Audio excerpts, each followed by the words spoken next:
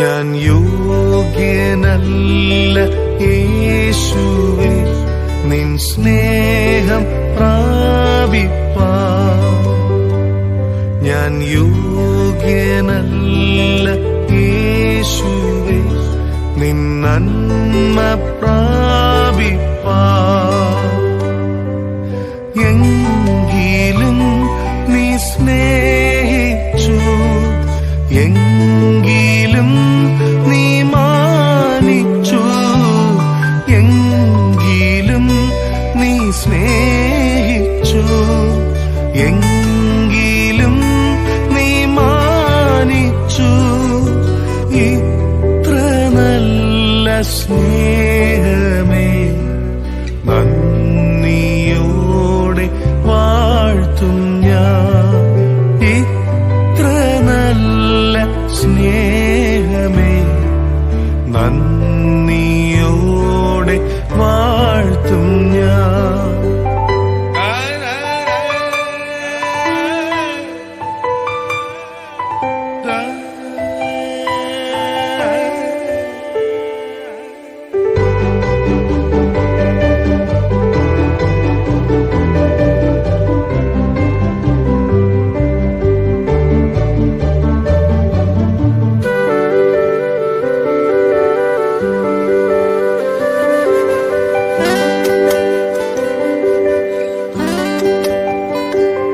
ഞാൻ ദോഷമായി നിരൂപിച്ചു, ദോഷങ്ങൾ പ്രവർത്തിച്ചു. ഞാൻ ദോഷമായി നിരൂപിച്ചു, ദോഷങ്ങൾ പ്രവർത്തിച്ചു. എങ്കിലും കനിഞ്ഞു നീ, എങ്കിലും ക്ഷമിച്ചു നീ, എങ്കിലും കനിഞ്ഞു നീ, എങ്കിലും ക്ഷമിച്ചു നീ.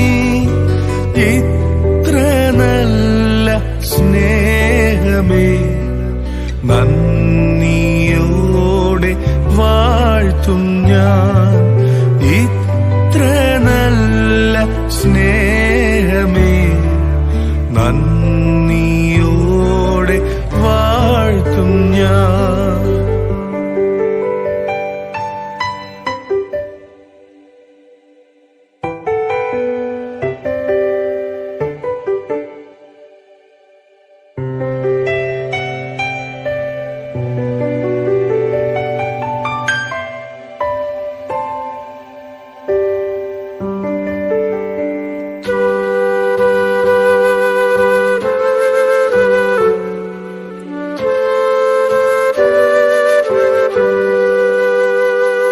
ഞാൻ നാട്ടൊലീവായി തീർന്നിട്ടും കായ്ച്ചതില്ല സൽഫലം. ഞാൻ നാട്ടൊലീവായി തീർന്നിട്ടും കായ്ച്ചതില്ല സൽഫലം. എങ്കിലും ഈ കൊമ്പിനെ തള്ളിയില്ലി ഏഴയേ, എങ്കിലും ഈ കൊമ്പിനെ തള്ളിയില്ലി ഏഴയേ. ഇത്ര നല്ല സ്നേഹമേ നന്ദിയോടെ വാഴ്ത്തും ഞാൻ. ഇത്ര നല്ല സ്നേഹമേ നന്ദിയോടെ വാഴ്ത്തും ഞാൻ. ദൈവനാമത്തിന് ഉണ്ടാകട്ടെ. വീണ്ടും അനുഗ്രഹീതമായ വിശുദ്ധ ദിവസത്തിൻ്റെ പ്രഭാത ആരാധനയിലേക്ക് ഏവരെയും ദൈവനാമത്തിൽ സ്വാഗതം ചെയ്യും. നമുക്ക് പ്രാർത്ഥിക്കാം. എന്മനമേ യഹോവയെ വാഴ്ത്തുക, എൻ്റെ സർവാന്തരംഗവുമേ അവൻ്റെ വിശുദ്ധ നാമത്തെ വാഴ്ത്തുക. എന്മനമേ യഹോവയെ വാഴ്ത്തുക, അവൻ്റെ ഉപകാരങ്ങളൊന്നും മറക്കരുത്. ഞങ്ങളെ സ്നേഹിക്കുന്ന സ്വർഗീയ നല്ല പിതാവേ, അനുഗ്രഹീതമായ വിശുദ്ധ ദിവസത്തിന്റെ പ്രഭാതത്തിനാണ് ഞങ്ങൾ സ്തോത്രം ചെയ്യുന്നു. ഒരു വിശുദ്ധ ദിവസം കൂടെ കാണുവാനും ദൈവത്തെ ആരാധിപ്പാനും അങ്ങേ സ്തുതിപ്പാനും അവിടുന്ന് ഞങ്ങൾക്ക് നൽകിയ ഈ വിലയേറിയ സമയത്തിനാണ് ഞങ്ങൾ സ്തോത്രം ചെയ്യുന്നു. കർത്താവെ, ഞങ്ങൾ അങ്ങേ സ്തുതിക്കുന്നു, മഹത്വപ്പെടുത്തുന്നു, ആരാധിക്കുന്നു. അങ്ങേ ആത്മാവിനും സത്യത്തിലും ആരാധിച്ച് ദൈവസ്ഥനത്തിൽ കർത്താവെ പുതുകൃപകളെ പ്രാപിപ്പാൻ ഇന്നത്തെ ദിവ്യ ആരാധനയിൽ കൂടെ ഞങ്ങളെ സഹായിക്കണമെന്ന് പ്രാർത്ഥിക്കുന്നു. കോവിഡെന്ന മഹാമാരിയിൽ ലോകമെമ്പാടുമുള്ള ദേവാലയങ്ങൾ അടയ്ക്കപ്പെട്ടിരിക്കുമ്പോൾ കർത്താവെ, ഞങ്ങൾക്ക് ഈ ദൃശ്യ മാധ്യമങ്ങളുടെ സഹായത്തോടുകൂടെ ആയിരിക്കുന്ന ഇടങ്ങളിൽ ദൈവത്തെ ആരാധിക്കാനായിട്ട് അവിടുന്ന് ഒരുക്കിയിരിക്കുന്ന സാഹചര്യത്തിനാണ് ഞങ്ങൾ സ്തോത്രം ചെയ്യുന്നു. ഈ സൗകര്യമില്ലാത്ത പ്രിയപ്പെട്ടവരെയും ഞങ്ങൾ ഓർത്ത് പ്രാർത്ഥിക്കുകയാണ്. പത്മോസിന്റെ ഏകാന്തതയിൽ തന്റെ ഭക്തന് നൽകിയതായ പ്രത്യക്ഷത നിന്റെ മക്കൾക്കും അവിടുന്ന് നൽകണമേ ഞങ്ങൾ പ്രാർത്ഥിക്കുന്നു. ഈ ദിവ്യാരാധന അവിടുത്തെ സാന്നിധ്യത്താൽ അനുഗ്രഹിക്കണം. ഹൃദയാലോചനയാൽ ഞങ്ങളെ ബലപ്പെടുത്തണം. അവിടുന്ന് മാത്രം മഹത്വമെടുക്കണം. ഞങ്ങൾക്ക് വേണ്ടി ജീവൻ വെച്ച് ഉയർത്തെഴുന്നേറ്റ ക്രിസ്തുയേശുവിന്റെ നാമത്തിൽ അപേക്ഷിക്കുന്നു. ദയോടെ കേൾക്കണം പിതാവേ. ആമേൻ. കർത്താവിന്റെ നാമം മഹത്വത്തിനും സ്തുതിക്കുമായി ജ്ഞാനകീർത്തനങ്ങളിൽ 173 പാട്ടുപാടി നമുക്ക് ആരാധന തുടരാം. കീർത്തനം 173. ശുദ്ധ ശുദ്ധ ശുദ്ധ സർവശക്ത ദേവ, ഭക്തഗീതം കാലേ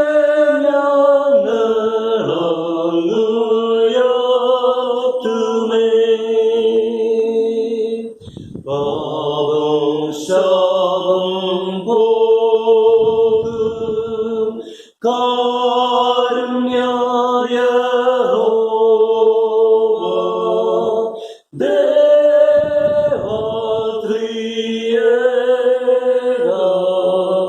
ഭാഗ്യതൃത്വമേ. ശുദ്ധ ശുദ്ധ ശുദ്ധ സർവദിവ്യർ വാഴ്ത്തി ആർത്തുപോൻ കിരീടം കാൽക്കൽ വീഴ്ത്തുന്നു. ആസ്തയോട് ദൂത വൃന്ദവും പുകഴ്ത്തി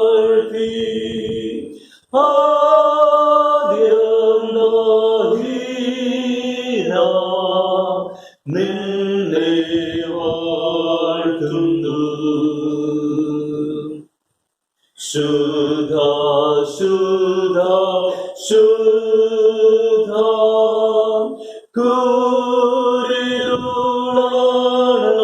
കൂരിരുളാണെങ്കിലും ഭക്തിഹീനൻ നിൻ പ്രഭാവം കാണായെങ്കിലും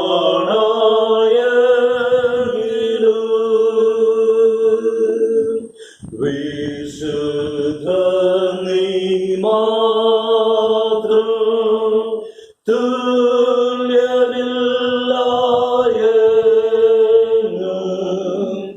ആദ്രത സത്യം ശക്തിയോന്നിടും.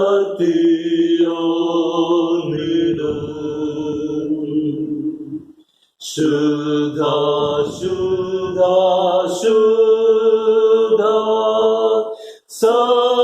സർവനാഥ ദേവ, സ്വർഗ്ഗം ഭൂമി സൃഷ്ടി സർവം നിന്നെ വാഴ്ത്തുന്നു.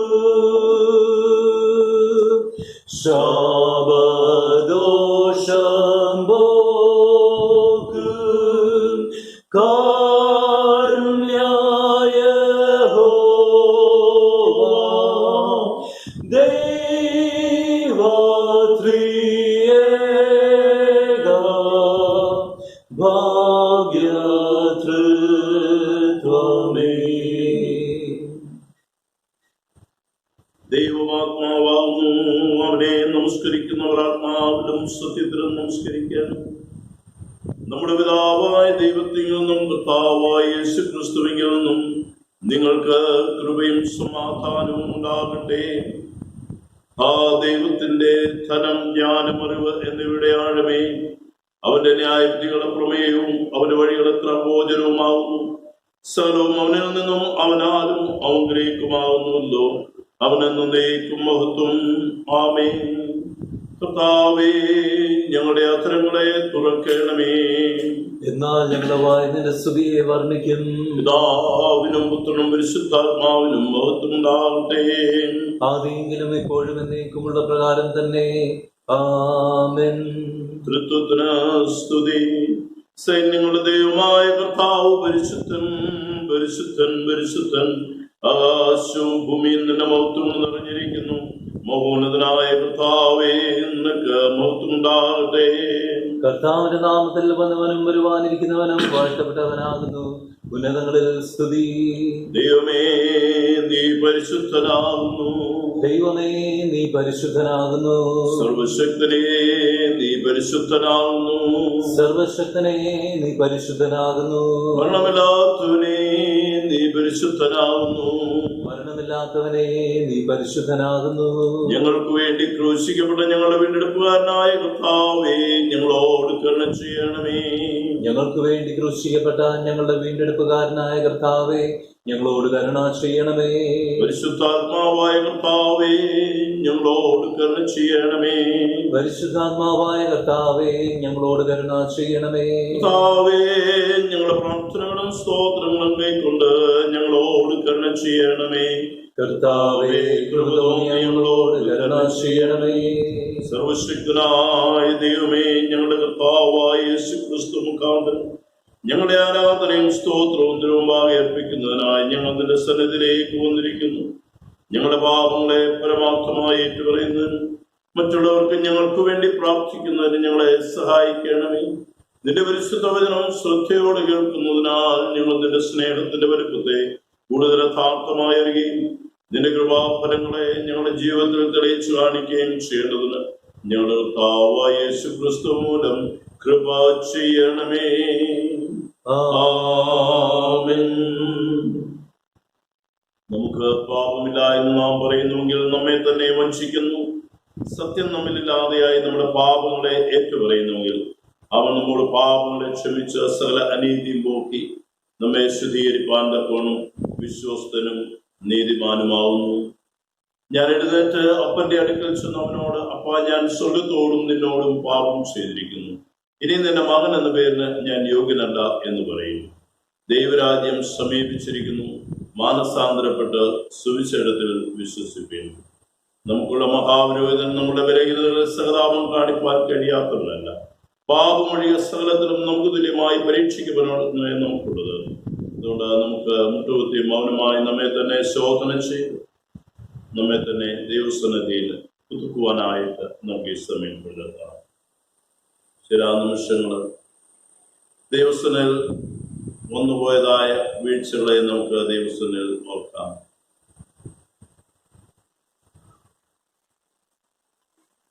നമ്മിൽ വന്നുപോയ പാപങ്ങളുടെ അനുഭവങ്ങൾ,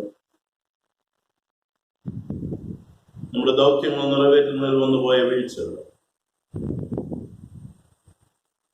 കർത്താവേ, നിന്നോടുള്ള ഭക്തിയിലും നിന്നുള്ള വിശ്വാസത്തിലും ഉറച്ചു നിൽക്കുന്നതിൽ ഞങ്ങൾ വന്നുപോയിട്ടുള്ള വീഴ്ച എല്ലാം ദൈവസന്നിധിയിൽ നമുക്ക് ഏറ്റു. നമ്മുടെ പ്രിയപ്പെട്ടവരോടും ചുറ്റുപാടും ഉള്ളവരോടുമുള്ള നമ്മുടെ ഇടർച്ചയുടെ ഏതെങ്കിലും അനുഭവങ്ങളുണ്ടെങ്കിൽ ദൈവസന്നിധിയിൽ നമുക്ക് സമയത്ത് നമുക്ക് ഒന്നാമത്തെ പ്രാർത്ഥന ഒരുമിച്ച് ചേർന്ന് വരാം. സർവശക്തിയും മഹാകരുണയുള്ള പിതാവേ, ഞങ്ങൾ കാണാതെ പോയ ആടുകളെ പോലെ നിന്റെ വഴിയിൽ തെറ്റിച്ചെന്നിരിക്കുന്നു. ഞങ്ങളുടെ സ്വന്തം ഹൃദയങ്ങളെ, വിചാരങ്ങളെയും മോഹങ്ങളെയും ഞങ്ങളെ ഏറ്റവും അനുസരിച്ച് നടന്നിരിക്കുന്നു. ഞങ്ങൾ നിന്റെ വിശുദ്ധ കൽപ്പനകളെ ലംഘിച്ചിരിക്കുന്നു. ഞങ്ങൾ ചെയ്യേണ്ട കാര്യങ്ങളെ ചെയ്യാതെ വിട്ട് ചെയ്യരുതാത്ത കാര്യങ്ങളെ ചെയ്തിരിക്കുന്നു. ഞങ്ങളിൽ സൗഖ്യമില്ല. പരിശുദ്ധന്മാരായ ഞങ്ങളോട് കരുണയുണ്ടാകണമേ. ദൈവമേ, തങ്ങളുടെ പിഴകളെ പറയുന്നവരോട് ക്ഷമിക്കണമേ. ഞങ്ങളുടെ കർത്താവായ യേശുക്രിസ്തു മൂലം നീ മനുഷ്യവർഗത്തോട് അറിയിച്ചിരിക്കുന്ന വാഗ്ദത്ത പ്രകാരം അനുദമിക്കുന്നവരെ വീണ്ടും കൈക്കൊള്ളണമേ. മഹാകരുണയുള്ള പിതാവേ, നിന്റെ പരിശുദ്ധ നാമത്തിന്റെ മോഹത്തിനായിട്ട് ഞങ്ങൾ ഇനിമേൽ ദൈവഭക്തിയോടും നീതിയോടും സുബോധത്തോടും നടക്കേണ്ടതിന് ക്രിസ്തുനിമിത്തം കൃപ ചെയ്യണമേ. ആമേൻ. സർവശക്തനും കരുണയുള്ളവനുമായ കർത്താവ് പാപങ്ങളുടെ മോചനവും മാപ്പും ജീവിതം ക്രമപ്പെടുത്തുന്നതിനുള്ള അവസരവും പരിശുദ്ധാത്മാവിന്റെ കൃപയും ആശ്വാസവും നമുക്ക് നൽകുമാറാകട്ടെ. ആമേൻ. 98-ാം സങ്കീർത്തനം 98 വാക്യപ്രതിവാക്യമായിട്ട് വായിക്കും. 98-ാം സങ്കീർത്തനം വാക്യപ്രതിവാക്യമായിട്ട്. യഹോവയ്ക്ക് ഒരു പുതിയ പാട്ട് പാടുവിൻ, അവൻ അത്ഭുതങ്ങളെ പ്രവർത്തിച്ചിരിക്കുന്നു. അവന്റെ വലങ്കയും അവന്റെ വിശുദ്ധ ഭുജവും അവന് ജയം നേടിയിരിക്കുന്നു. യഹോവ തന്റെ രക്ഷയെ അറിയിച്ചും ജാതികൾ കാണുകയെ തന്റെ നീതിയെ വെളിപ്പെടുത്തിയും ഇരിക്കുന്നു.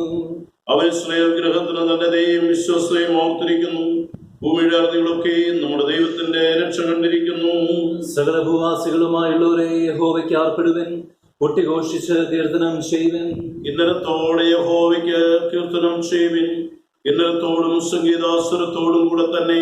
കാഹളങ്ങളോടും തൂര്യനാദത്തോടും കൂടെ രാജാവായ യഹോവയുടെ സന്നിധിയിൽ ഘോഷിപ്പൻ. സമുദ്രവും അതിന്റെ നിറവും ഭൂതലവും അതിൽ വസിക്കുന്നവരും മുഴങ്ങട്ടെ. പ്രവാഹങ്ങൾ കൈകൊട്ടട്ടെ, പർവ്വതങ്ങൾ ഒരുപോലെ യഹോവയുടെ മുമ്പാകെ ഉല്ലസിച്ചു ഘോഷിക്കട്ടെ. അവൻ ഭൂമിയെ വിധിപ്പാൻ വരുന്നു, ഭൂലോകത്തെ നീതിയോടും ജാതികളെ നേരോടും കൂടെ വിധിക്കും. പിതാവിനും പുത്രനും പരിശുദ്ധാത്മാവിനും മഹത്വമുണ്ടാകട്ടെ. ആദിയിലും ഇപ്പോഴും എന്നേക്കുമുള്ള പ്രകാരം തന്നെ. ആമേൻ. ഒന്നാം പാഠമായിട്ട് അപ്പോസ്തലനായ വിശുദ്ധ പൗലോസ് കൊരിന്ത്യർക്ക് എഴുതിയ 2-ാം ലേഖനം 13-ാം അധ്യായം 11 മുതൽ 14 വരെയുള്ള വാക്യങ്ങൾ നമുക്ക് ശ്രമിക്കാം. അപ്പോസ്തലനായ വിശുദ്ധ പൗലോസ് കൊരിന്ത്യർക്ക് എഴുതിയ 2-ാം ലേഖനം 13-ാം അധ്യായം 11 മുതൽ 14 വരെ. തീർച്ചയ്ക്ക് സഹോദരന്മാരെ, സന്തോഷിപ്പിൻ, യഥാസ്ഥാനപ്പെടുവിൻ, ആശ്വസിച്ചുകൊള്ളുവിൻ, ഏക മനസ്സുള്ളവരാകുവിൻ, സമാധാനത്തോടെ ഇരിപ്പിൻ. എന്നാൽ സ്നേഹത്തിന്റെയും സമാധാനത്തിന്റെയും ദൈവം നിങ്ങളോട് കൂടെ ഇരിക്കും. വിശുദ്ധ ചുംബനം കൊണ്ട് അന്യോന്യം വന്ദനം ചെയ്യുവിൻ. വിശുദ്ധന്മാർ എല്ലാവരും നിങ്ങൾക്ക് വന്ദനം ചെല്ലുന്നു.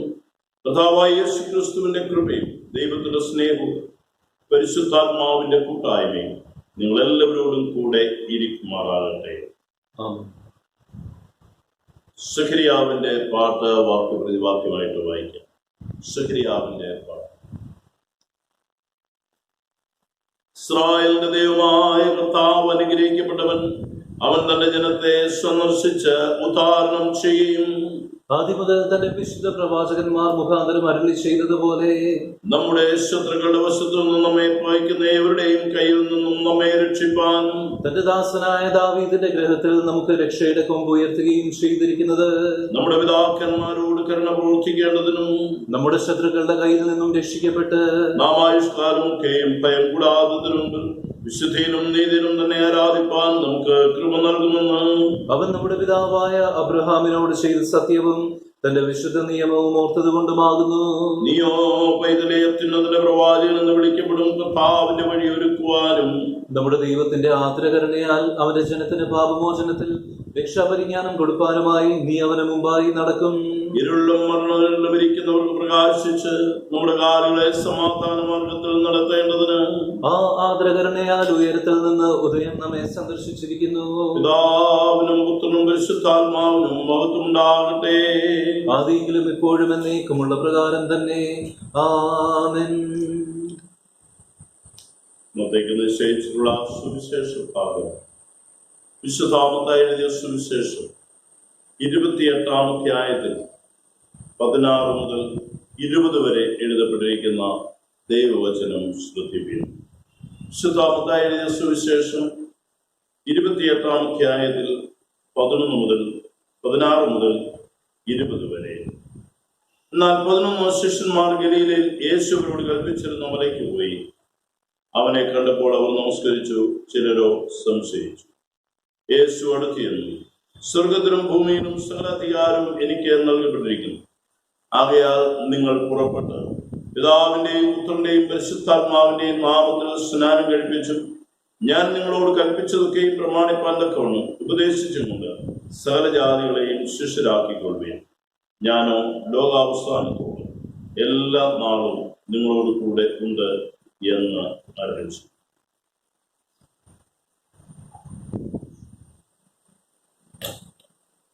ദൈവ വചന കേൾവിക്കായി നമുക്ക് നമ്മെ തന്നെ ദൈവസന്നിധിയിൽ വിനയപ്പെടുത്താം. പ്രാർത്ഥനയ്ക്കായിട്ട് നമുക്ക് തരാം.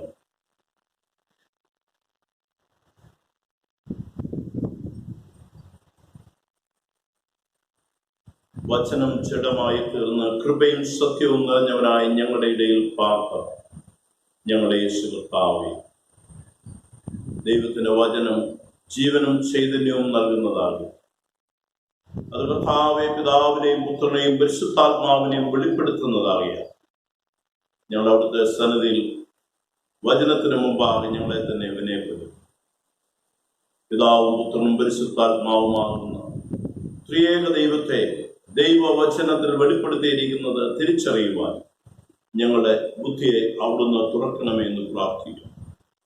കർത്താവേ, ഞങ്ങളോട് അവിടുന്ന് സംസാരിക്കണം. അടിയനെ ക്രൂശിന്റെ മറവിൽ നിറയ്ക്കണം. അവിടുന്ന് തന്നെ ശുശ്രൂഷയെ കൂടെ മഹത്വം എടുക്കണം. ഞങ്ങൾക്ക് വേണ്ടി ജീവൻ വെച്ച ക്രിസ്തുയേശുവിന്റെ അതിപരിശുദ്ധമുള്ള നാമത്തിൽ തന്നെ ആമേൻ. കർത്താവായ യേശു ക്രിസ്തുവിന്റെ അതിപരിശുദ്ധ നാമത്തിൽ എല്ലാവർക്കും സ്നേഹവന്ദനം ഒരിക്കൽ കൂടെ അറിയിക്കുന്നു. ദീർഘമായ കാത്തിരിപ്പിനും പ്രാർത്ഥനയ്ക്കും ശേഷം ആരാധനാലയങ്ങൾ തുറക്കുവാനായിട്ട് ഗവൺമെന്റ് ഭാഗത്തു നിന്നും അനുവാദം നമുക്ക് ലഭിച്ചിരിക്കുകയാണ്. COVID-19 എന്ന രോഗം വ്യാപിച്ചുകൊണ്ടിരിക്കുന്ന സാഹചര്യത്തിൽ തന്നെയാണ് ഇങ്ങനെ ഒരു ആരാധനാ സൗകര്യവും ഗവൺമെന്റ് നമുക്ക് നൽകുന്നത്. ഇവിടെ നമ്മുടെ ഉത്തരവാദിത്വം വർദ്ധിക്കുകയാണ്. ഗവൺമെന്റിന്റെ മാർഗനിർദ്ദേശങ്ങൾ പൂർണ്ണമായി അനുസരിച്ച് മാത്രമേ നമുക്ക് മുമ്പോട്ട് പോകാൻ കഴിയുള്ളൂ. എത്ര പേർക്ക് ആരാധനയിൽ ഒരു സമയം പങ്കെടുക്കാം എന്നുള്ള നിർദ്ദേശങ്ങളൊന്നും ഇതുവരെ വ്യക്തമായിട്ട് നമുക്ക് ലഭിച്ചിട്ടില്ല. അത് ഈ ആഴ്ചകളിൽ ലഭിക്കും എന്ന് വിശ്വസിക്കുകയാണ്. ദൈവം അനുവദിച്ചാൽ ജൂൺ 2-ാം ആഴ്ച മുതൽ നമുക്ക് ആരാധന ആരംഭിക്കുവാൻ കഴിയും എന്ന് വിശ്വസിക്കുന്നു, പ്രാർത്ഥിക്കുന്നു. നിങ്ങളും പ്രാർത്ഥനയോടുകൂടെ ഒരുങ്ങുവാനായിട്ട് ഞാൻ അഭ്യർത്ഥിക്കുകയാണ്. ലോകമെമ്പാടുമുള്ള ക്രൈസ്തവ വിശ്വാസ സമൂഹം ഇന്ന് തൃത്വ ഞായറാഴ്ചയായിട്ട് ആചരിക്കുകയാണ്. ഇന്നത്തെ ചിന്തയ്ക്കായിട്ട് ഞാൻ എടുത്തിരിക്കുന്ന വേദഭാഗം അപ്പോസ്തലനായ പൗലോസ് കൊരിന്ത്യർക്ക് എഴുതിയ 2-ാം ലേഖനം 13-ാം അധ്യായത്തിന്റെ 14-ാം വാക്യമാണ്. കർത്താവായ യേശു ക്രിസ്തുവിന്റെ കൃപയും ദൈവത്തിന്റെ സ്നേഹവും പരിശുദ്ധാത്മാവിന്റെ കൂട്ടായ്മയും നിങ്ങളെല്ലാവരോടും കൂടെ ഇരിക്കുമാറാകട്ടെ. പൗലോസ് അപ്പോസ്തലൻ കൊരിന്ത് സഭയെ തന്റെ 2-ാം ലേഖനത്തിൽ കൂടെ അഭിസംബോധന ചെയ്യുന്നതാണ് നാം കൊരിന്ത്യ ലേഖനത്തിന്റെ 2-ാം ലേഖനത്തിൽ നാം കാണുന്നു.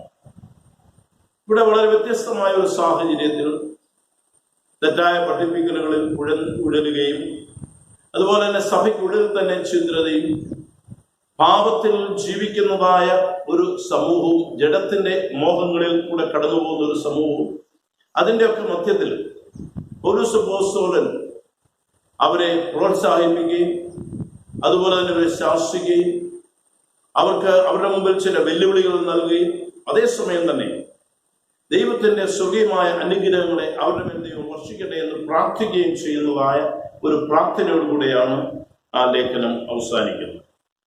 ഇവിടെ യേശു ക്രിസ്തുവിന്റെ കൃപയും ദൈവത്തിന്റെ സ്നേഹവും പരിശുദ്ധാത്മാവിന്റെ കൂട്ടായ്മയും. ഈ ഞായറാഴ്ചയുടെ പ്രത്യേകത ഞാൻ പറയുകയുണ്ടായി, തൃത്വ ഞായറാഴ്ചയാകുന്നു. Trinity Sunday. ട്രിനിറ്റി എന്ന പദം, ഇംഗ്ലീഷ് പദം ട്രസ്, യൂണിറ്റാസ് എന്നീ 2 ലത്തീൻ പദങ്ങളിൽ നിന്നും ഉടലെടുത്തതാണ് എന്ന് വേദ പണ്ഡിതാക്കൾ പറയുന്നു. ഇതിന്റെ അർത്ഥം 3 എന്നുള്ള അവസ്ഥ എന്ന് മാത്രമാണ്. 3 എന്നുള്ള അവസ്ഥ. തൃത്വം അല്ലെങ്കിൽ ത്രിയേക ദൈവം എന്ന പദത്തിന് നാളിതുവരെയും വ്യക്തമായ ഒരു നിർവചനം ആരും തന്നെ നൽകിയതായിട്ട് എനിക്ക് വായിക്കുവാൻ കഴിഞ്ഞിട്ടില്ല. പിതാവായ ദൈവം, പുത്രനായ ദൈവം, പരിശുദ്ധാത്മാവാം ദൈവം എന്നീ 3 ആളത്വങ്ങളെ ഏകദൈവം എന്ന് വെളിപ്പെടുത്തുന്നതാണ് വേദപുസ്തകത്തിൽ നാം കാണുന്നതായ ത്രിയേക ദൈവം എന്ന് പറയുന്നത്. യഹൂദന്മാർക്കിടയിൽ ക്ഷേമ എന്ന് അറിയപ്പെടുന്ന ആവർത്തന പുസ്തകം 6-ാം അധ്യായത്തിന്റെ 4-ാം വാക്യത്തിൽ നമ്മൾ ഇങ്ങനെയാണ് വായിക്കുന്നത്: ഇസ്രായേലേ കേൾക്കാം, യഹോവ നമ്മുടെ ദൈവമാകുന്നു, യഹോവ ഏകൻ തന്നെ. Hear O Israel, the Lord our God is one Lord. യഹോവ ഏകൻ തന്നെ എന്ന് അവിടെ പ്രസ്താവിച്ചിരിക്കും. എന്നാൽ പിതാവ്, പുത്രൻ, പരിശുദ്ധാത്മാവ് എന്നീ 3 ആളത്വങ്ങളുടെ പ്രവർത്തനം വേദപുസ്തകത്തിൽ വളരെ സവിസ്തരം പ്രതിപാദിച്ചിരിക്കുന്നു. എന്നാൽ ഇതിനെ 3 വ്യത്യസ്തങ്ങളായ ദൈവങ്ങളായിട്ട് അവതരിപ്പിച്ചിട്ടില്ല എന്നുള്ളതാണ് വേദപുസ്തകത്തിന്റെ മനോഹരതയും ത്രിയേക ദൈവം അല്ലെങ്കിൽ തൃത്വം എന്ന് പറയുന്നതായ ഉപദേശത്തിന്റെ അടിസ്ഥാനം എന്നുള്ളത്. ഇത് തൃത്വം എന്ന ഉപദേശം ഒരുപക്ഷെ മാനുഷിക ബുദ്ധിക്ക് അതീതമായിരിക്കുന്നതാണ്. വേദപുസ്തകത്തിൽ ഒരിടത്തും പിതാവ്, പുത്രൻ, പരിശുദ്ധാത്മാവ് എന്ന് പറയുന്ന 3 ആളത്വത്തെ പരിചയപ്പെടുന്നുണ്ടെങ്കിലും ഒരിക്കലും ഈ ആളത്വങ്ങൾ തമ്മിൽ പ്രവർത്തനത്തിൽ കലഹിക്കുന്നതായോ അഭിപ്രായ വ്യത്യാസം ഉണ്ടാകുന്നതായോ അല്ലെങ്കിൽ സ്വന്തമായ തീരുമാനങ്ങളെടുത്ത് സ്വന്തം വഴിയിൽ പ്രവർത്തിക്കുന്നതായോ നാം കാണുന്നത്. അതുകൊണ്ട് തന്നെയാണ് യഹോവ ഏകൻ തന്നെ എന്ന് തിരുവചനം ഉദ്ഘോഷിക്കുന്നത്. അന്ത്യോക്യയിലെ തെയോഫിലോസ് എന്ന് പറയുന്നതായ പണ്ഡിതനാണ് തൃത്വം എന്നർത്ഥം വരുന്ന ട്രയാസ് എന്ന ഗ്രീക്ക് പദം ആദ്യമായിട്ട് ഉപയോഗിച്ചത്. 4-ാം നൂറ്റാണ്ടിൽ ജീവിച്ചിരുന്ന അഥനസ്യോസ് എന്ന സഭാപിതാവ് വിശ്വാസ പ്രമാണത്തെ വിശുദ്ധ തൃത്വത്തെ കുറിച്ചുള്ള സഭയുടെ വിശ്വാസം എന്താണെന്ന് വളരെ വ്യക്തമായിട്ട് പഠിപ്പിക്കുവാൻ ശ്രമിച്ചിരുന്നു. ഇദ്ദേഹം എങ്ങനെയാണ് എഴുതിയിരിക്കുന്നത്: ദൈവം ഒരുവനെയുള്ളൂ, ആ ദൈവത്തിൽ പിതാവ്, പുത്രൻ, പരിശുദ്ധാത്മാവ് എന്ന 3 ആളുകളുണ്ട്. ഈ 3 ഒരുപോലെ ആരംഭവും അവസാനവും ഇല്ലാത്തവരാണ്. 3 തുല്യമായ അറിവും മഹത്വവും ശക്തിയും ഉള്ള 3 ആളത്വങ്ങൾ. ഈ 3 പേരും ഒരുപോലെ ആരാധന അറിയിക്കുന്നു. എന്നാൽ 3 കൂടി 3 ദൈവങ്ങളല്ല, ഒരു ദൈവമേ ഉള്ളൂ. ഒരേ ദൈവിക സത്തയിൽ തുല്യമായി പങ്കുചേരുന്ന 3 വ്യക്തികൾ. ഈ 3 ദൈവിക ആളുകളും സമാനമുള്ളവരും സകലത്തിലും സമനിത്യന്മാരുമാകുന്നു. ഈ ദൈവിക തൃത്വത്തിൽ ആരും മുമ്പനോ പിൻപനോ അല്ല, ആരും മറ്റൊരാളേക്കാൾ വലിയവനോ ചെറിയവനോ അല്ല. അതുകൊണ്ട് സകലത്തിലും ഏകത്വത്തെ അല്ലെങ്കിൽ തൃത്വത്തെ ഏകത്വത്തിലും ആരാധിക്കേണ്ടതാകുന്നു എന്നാണ് അദ്ദേഹം പഠിപ്പിക്കുന്നത്.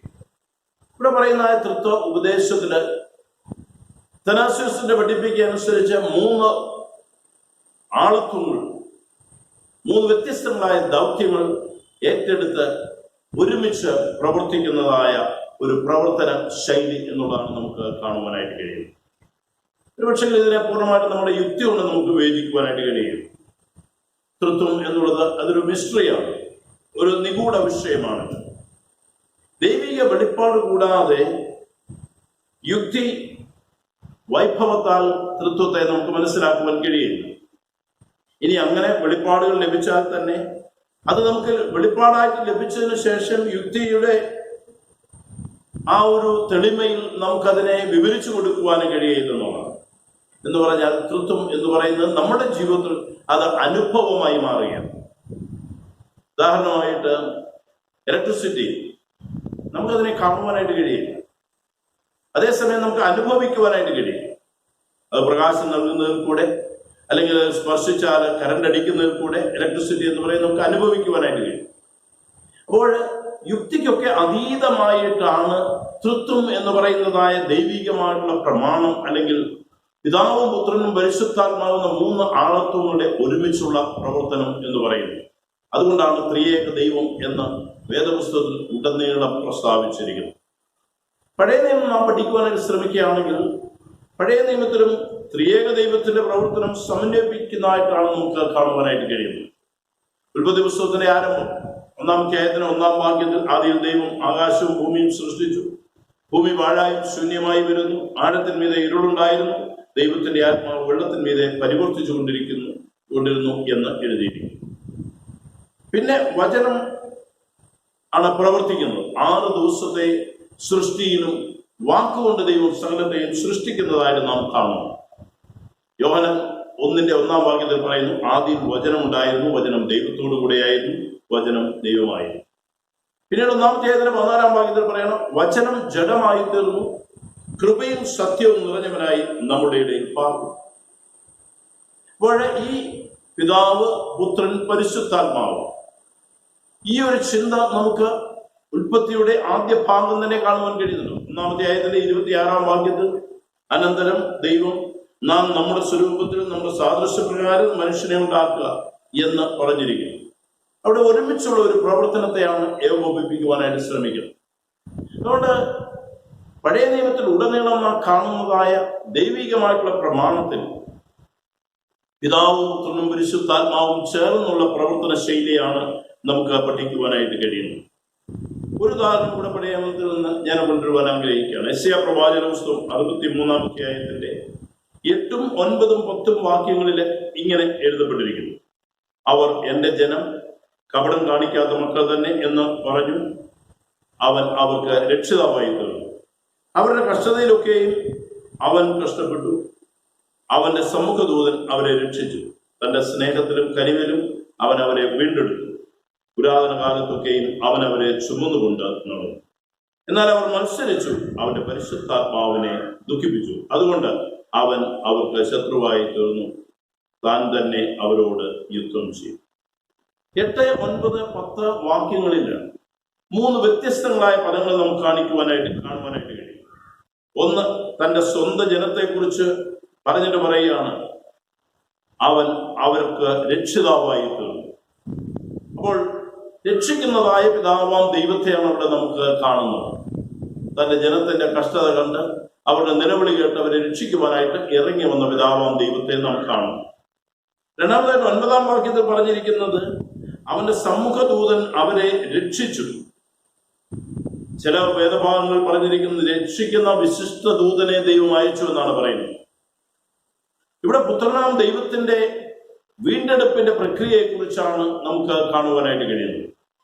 മൂന്നാമതായിട്ട് പറയുകയാണ്, അവർ ദൈവത്തോട് മത്സരിച്ചു, അങ്ങനെ പരിശുദ്ധാത്മാവിനെ ദുഃഖിപ്പിച്ചു. ഈ 3 വാക്യങ്ങളിലും പിതാവും പുത്രനും പരിശുദ്ധാത്മാവുമായ ദൈവത്തെ യെശയ്യാ പ്രവാചകൻ അവതരിപ്പിക്കുവാനായിട്ട് ശ്രമിക്കുക. അതുകൊണ്ട് പഴയ നിയമത്തിലുടനീളം ദൈവിക വ്യക്തിത്വങ്ങളിലെ മറ്റ് 2 വ്യക്തിത്വങ്ങളും വേർപെടാതെ ഒരുമിച്ച് നിന്ന് പ്രവർത്തിക്കുന്നുവെന്ന് നമുക്ക് മനസ്സിലാക്കാം. പക്ഷെങ്കിൽ ഈ വായിച്ചതായ വേദഭാഗത്തു നിന്ന് നമുക്ക് മനസ്സിലാക്കുവാനായിട്ട് കഴിയുന്നു, ഈ 3 ആളത്വങ്ങൾ, 3 വ്യത്യസ്തങ്ങളായിട്ടുള്ള ദൗത്യങ്ങൾ ഏറ്റെടുത്ത് ആ ദൗത്യ പൂർത്തീകരണത്തിന് വേണ്ടി ഒരുമിച്ചുള്ള പ്രവർത്തനത്തെ സമന്വയിപ്പിക്കുകയാണ്.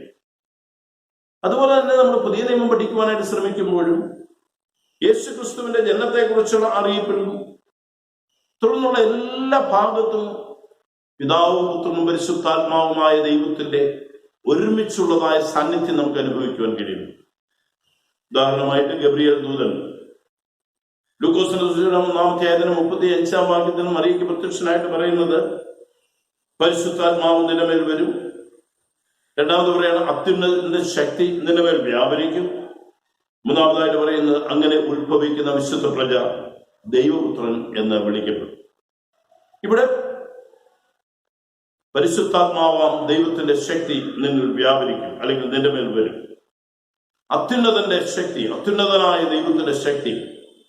മൂന്നാമതായിട്ട് പറയുകയാണ്, ഉത്ഭവിക്കുന്ന വിശുദ്ധ പ്രജ അത് ദൈവപുത്രനായിരിക്കുന്നു. അവിടെ പിതാവും പുത്രനും പരിശുദ്ധാത്മാവിനെയും അവിടെ അവതരിപ്പിക്കുക. യേശു കർത്താവിന്റെ സ്നാന സമയത്തും ഇത് തന്നെ നാം കാണുന്നുണ്ട്. മത്തായി സുവിശേഷം 3-ാം അധ്യായത്തിന്റെ 16, 17 വാക്യങ്ങൾ നമ്മൾ പഠിക്കുമ്പോൾ ദൈവിക തൃത്വം അവിടെ വളരെ വ്യക്തമായിട്ട് വെളിപ്പെടുകയാണ്. പുത്രനായ യേശു ക്രിസ്തു സ്നാനപ്പെടുന്നതായ പശ്ചാത്തലമാണ്. പുത്രൻ സ്നാനപ്പെടുന്നു, പിതാവ് സ്വർഗത്തിൽ നിന്ന് സംസാരിക്കുകയാണ്, ഇവൻ എന്റെ പ്രിയപുത്രൻ എന്ന് പറഞ്ഞ് സംസാരിക്കുന്നു. പരിശുദ്ധാത്മാവ് പ്രാവിന്റെ രൂപത്തിൽ ഇറങ്ങി വരും. ഇവിടെയും പിതാവും പുത്രനും പരിശുദ്ധാത്മാവുമായിട്ടുള്ള ത്രിയേക ദൈവത്തിന്റെ സമ്മേളനം നമുക്ക് കാണുവാൻ കഴിയുന്നു. യേശു കർത്താവിന്റെ ഉപദേശത്തിലുടനീളം ഈ തൃത്വ സാന്നിധ്യം കർത്താവ് വെളിപ്പെടുത്തുവാൻ ശ്രമിച്ചുകൊണ്ടിരിക്കുന്നു. യോഹന്നാൻ സുവിശേഷം 14-ാം അധ്യായത്തിന്റെ 9-ാം വാക്യം നാം വായിക്കുന്നതായ സമയത്ത് അവിടെ കർത്താവ് പറയാണ്, എന്നെ കണ്ടവൻ പിതാവിനെ കണ്ടിരിക്കുന്നു, എന്നെ കണ്ടവൻ പിതാവിനെ കണ്ടിരിക്കുന്നു. 1-ാം അധ്യായം യോഹന്നാൻ സുവിശേഷം 1-ാം അധ്യായം നാം പഠിക്കുന്നതായ സമയത്ത് 1-ാം അധ്യായത്തിന്റെ ആദ്യ ഭാഗത്ത് തന്നെ പറയാണ്, 1-ന്റെ 18-ാം വാക്യത്തിൽ പറയുകയാണ്, ദൈവത്തെ ആരും ഒരു നാളും കണ്ടിട്ടില്ല. പിതാവിന്റെ മടിയിലിരിക്കുന്ന ഏകജാതനായ പുത്രൻ അവനെ വെളിപ്പെടുത്തിയിരിക്കുന്നു. ചിലർക്ക് പറയുന്നത് ഞാനും പിതാവും ഒന്നാകുന്നു എന്ന്. അപ്പോൾ 14-ാം അധ്യായത്തിന്റെ 16-ാം വാക്യത്തിൽ വീണ്ടും കർത്താവ് പറയുകയാണ്, ഞാൻ പിതാവിനോട് ചോദിക്കാം, അവൻ സത്യത്തിന്റെ ആത്മാവെന്ന മറ്റൊരു കാര്യസ്ഥനെ നിങ്ങളോട് കൂടെ ഇരിക്കേണ്ടതിന് നിങ്ങൾക്ക് തരും. 14-ാം അധ്യായത്തിൽ പിതാവിന്റെ സാന്നിധ്യവും പുത്രന്റെ സാന്നിധ്യവും അതുപോലെ തന്നെ പരിശുദ്ധാത്മാവിനെ കുറിച്ചുള്ള വാഗ്ദത്വവും തരിക. ഇവിടെയും തൃത്വ ദൈവത്തെ വരച്ചു കാണിക്കുവാനായിട്ട് ശ്രമിക്കുന്നതായിട്ട് നാം കാണും. ഉയർത്തെഴുന്നേറ്റ കർത്താവ് സ്വർഗ്ഗാരോഹണം ചെയ്യുന്നതിന് മുമ്പായി ശിഷ്യന്മാർക്ക് നൽകുന്ന മഹാനിയോഗത്തിലും ഇന്ന് നമ്മൾ വായിച്ചതായ സുവിശേഷ വേദഭാഗത്ത് പറയാം, ആകയാൽ നിങ്ങൾ പുറപ്പെട്ട് പിതാവിന്റെയും പുത്രന്റെയും പരിശുദ്ധാത്മാവിന്റെയും നാമത്തിൽ സ്നാനം കഴിപ്പിക്കുക. അപ്പോൾ ഈ 3 ആളത്വങ്ങളും ഒരുപോലെ പ്രവർത്തിക്കുവാനായിട്ട്, അല്ലെങ്കിൽ ഒരുപോലെ ഒരേ മനസ്സോടുകൂടെ പ്രവർത്തിക്കുക. 3 വ്യക്തിത്വങ്ങൾ എന്നുള്ളതായ, അല്ലെങ്കിൽ 3 വ്യത്യസ്തങ്ങളായ ദൈവങ്ങൾ എന്നുള്ളതല്ല, ഏക ദൈവത്തിന്റെ വ്യത്യസ്തങ്ങളായ പ്രവർത്തന ശൈലികളെയും പ്രവർത്തന മേഖലകളെയും ഇവിടെ വരച്ചു കാണിക്കുക. അപ്പോൾ ക്രൈസ്തവ സഭ സ്ഥാപിക്കപ്പെട്ടിരിക്കുന്നത് തന്നെ ഈ ഒരു ഉപദേശത്തിലാണ്, തൃത്വ ഉപദേശത്തിലാണ് എന്ന് നമുക്ക് കാണുവാൻ കഴിയും. അതുകൊണ്ടാണ് കർത്താവ് നിങ്ങൾ പിതാവിന്റെയും പുത്രന്റെയും പരിശുദ്ധാത്മാവിന്റെയും നാമത്തിൽ സ്നാനം കഴിപ്പിച്ച് സകല ജാതികളെയും എന്റെ ശിഷ്യരാക്കിക്കൊള്ളുവീൻ. നമുക്കറിയാം, കഴിഞ്ഞ ഞായറാഴ്ച പെന്തക്കോസ്ത് ഞായറായിരുന്നു.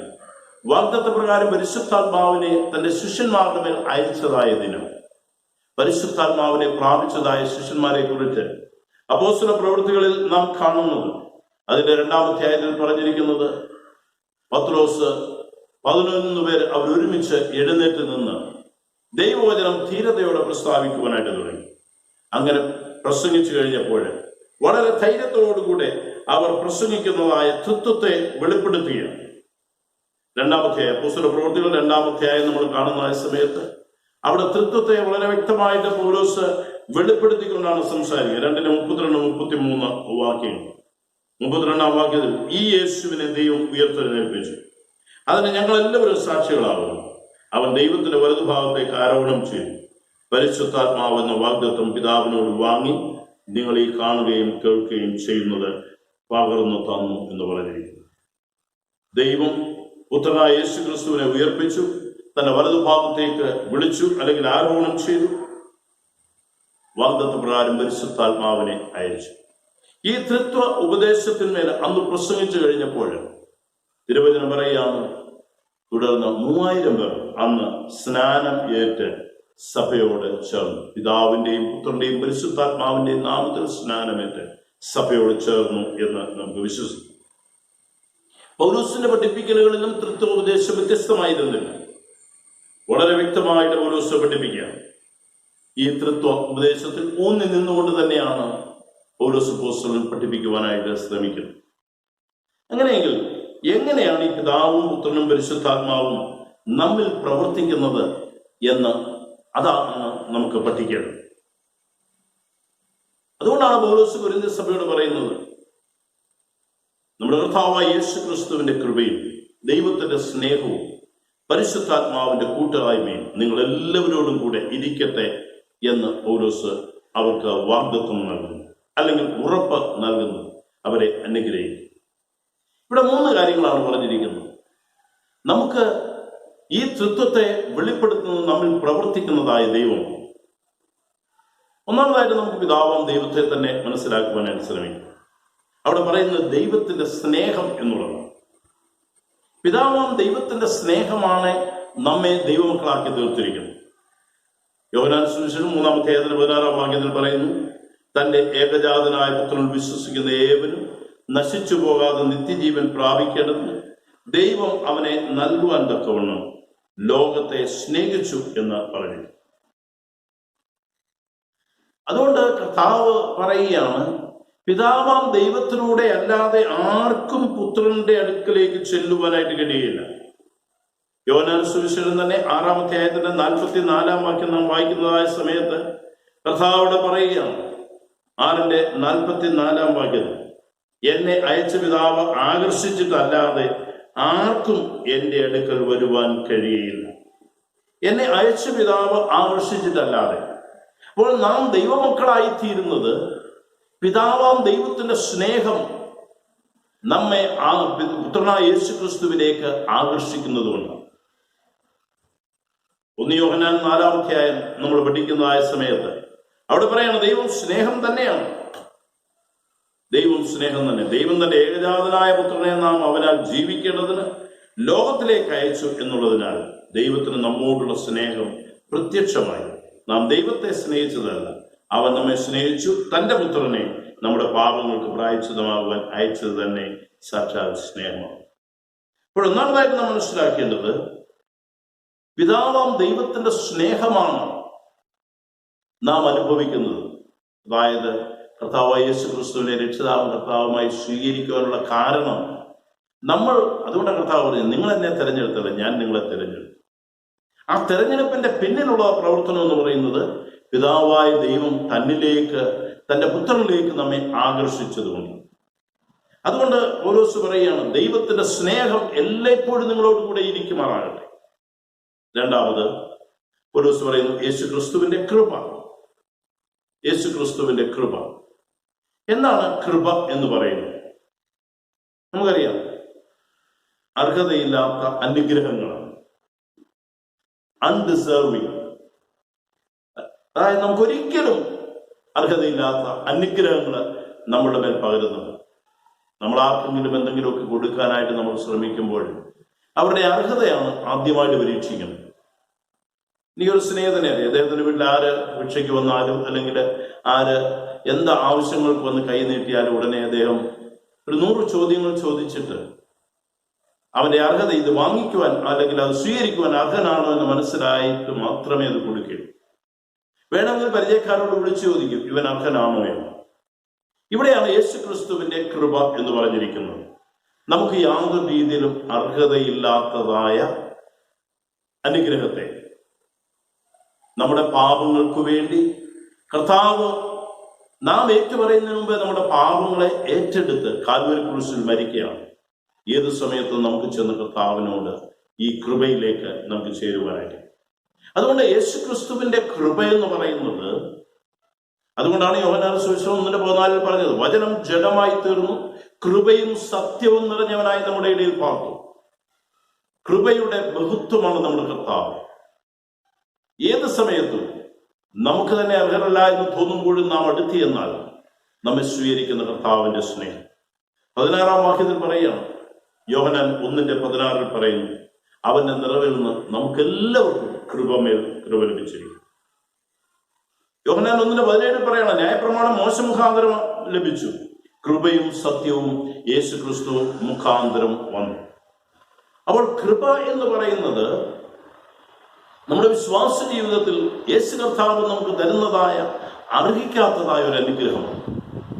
ഈ കൃപയാണ് പൗലോസ് നമ്മോട് വാഗ്ദത്തം ചെയ്യുന്നത്, അല്ലെങ്കിൽ അനുഗ്രഹമായിട്ട് തരുന്നത്. അതുകൊണ്ടാണ് പൗലോസ് എഫെസ്യ ലേഖനം 2-ാം അധ്യായത്തിന്റെ 8-ാം വാക്യത്തിൽ പറഞ്ഞു, കൃപയാണല്ലോ നിങ്ങൾ വിശ്വാസം മൂലം രക്ഷിക്കപ്പെട്ടിരിക്കുന്നത്, അതിനും നിങ്ങൾ കാരണമല്ല, അത് ദൈവത്തിന്റെ ദാനമാവുന്നു. വേറൊരു ഭാഗത്ത് പറയുന്നുണ്ട്, നാം ആത്മീയവും ഭൗതികമായിട്ട് അനുഗ്രഹിക്കപ്പെട്ടവരാണ്.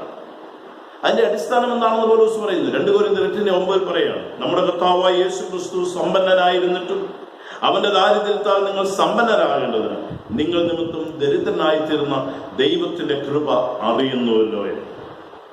അപ്പോൾ നമ്മെ സമ്പന്നരാക്കി തീർത്ത യേശു കർത്താവിന്റെ കൃപയാണ്. അവിടെ തന്നെ പൗലോസ് അപ്പോസ്തലൻ 2 കൊരിന്ത്യർ 12:9 വാക്യത്തിൽ പറയുന്നു, എന്റെ കൃപ നിനക്ക് മതി, എന്റെ ശക്തി ബലഹീനതയിൽ തികഞ്ഞു വരുന്നു.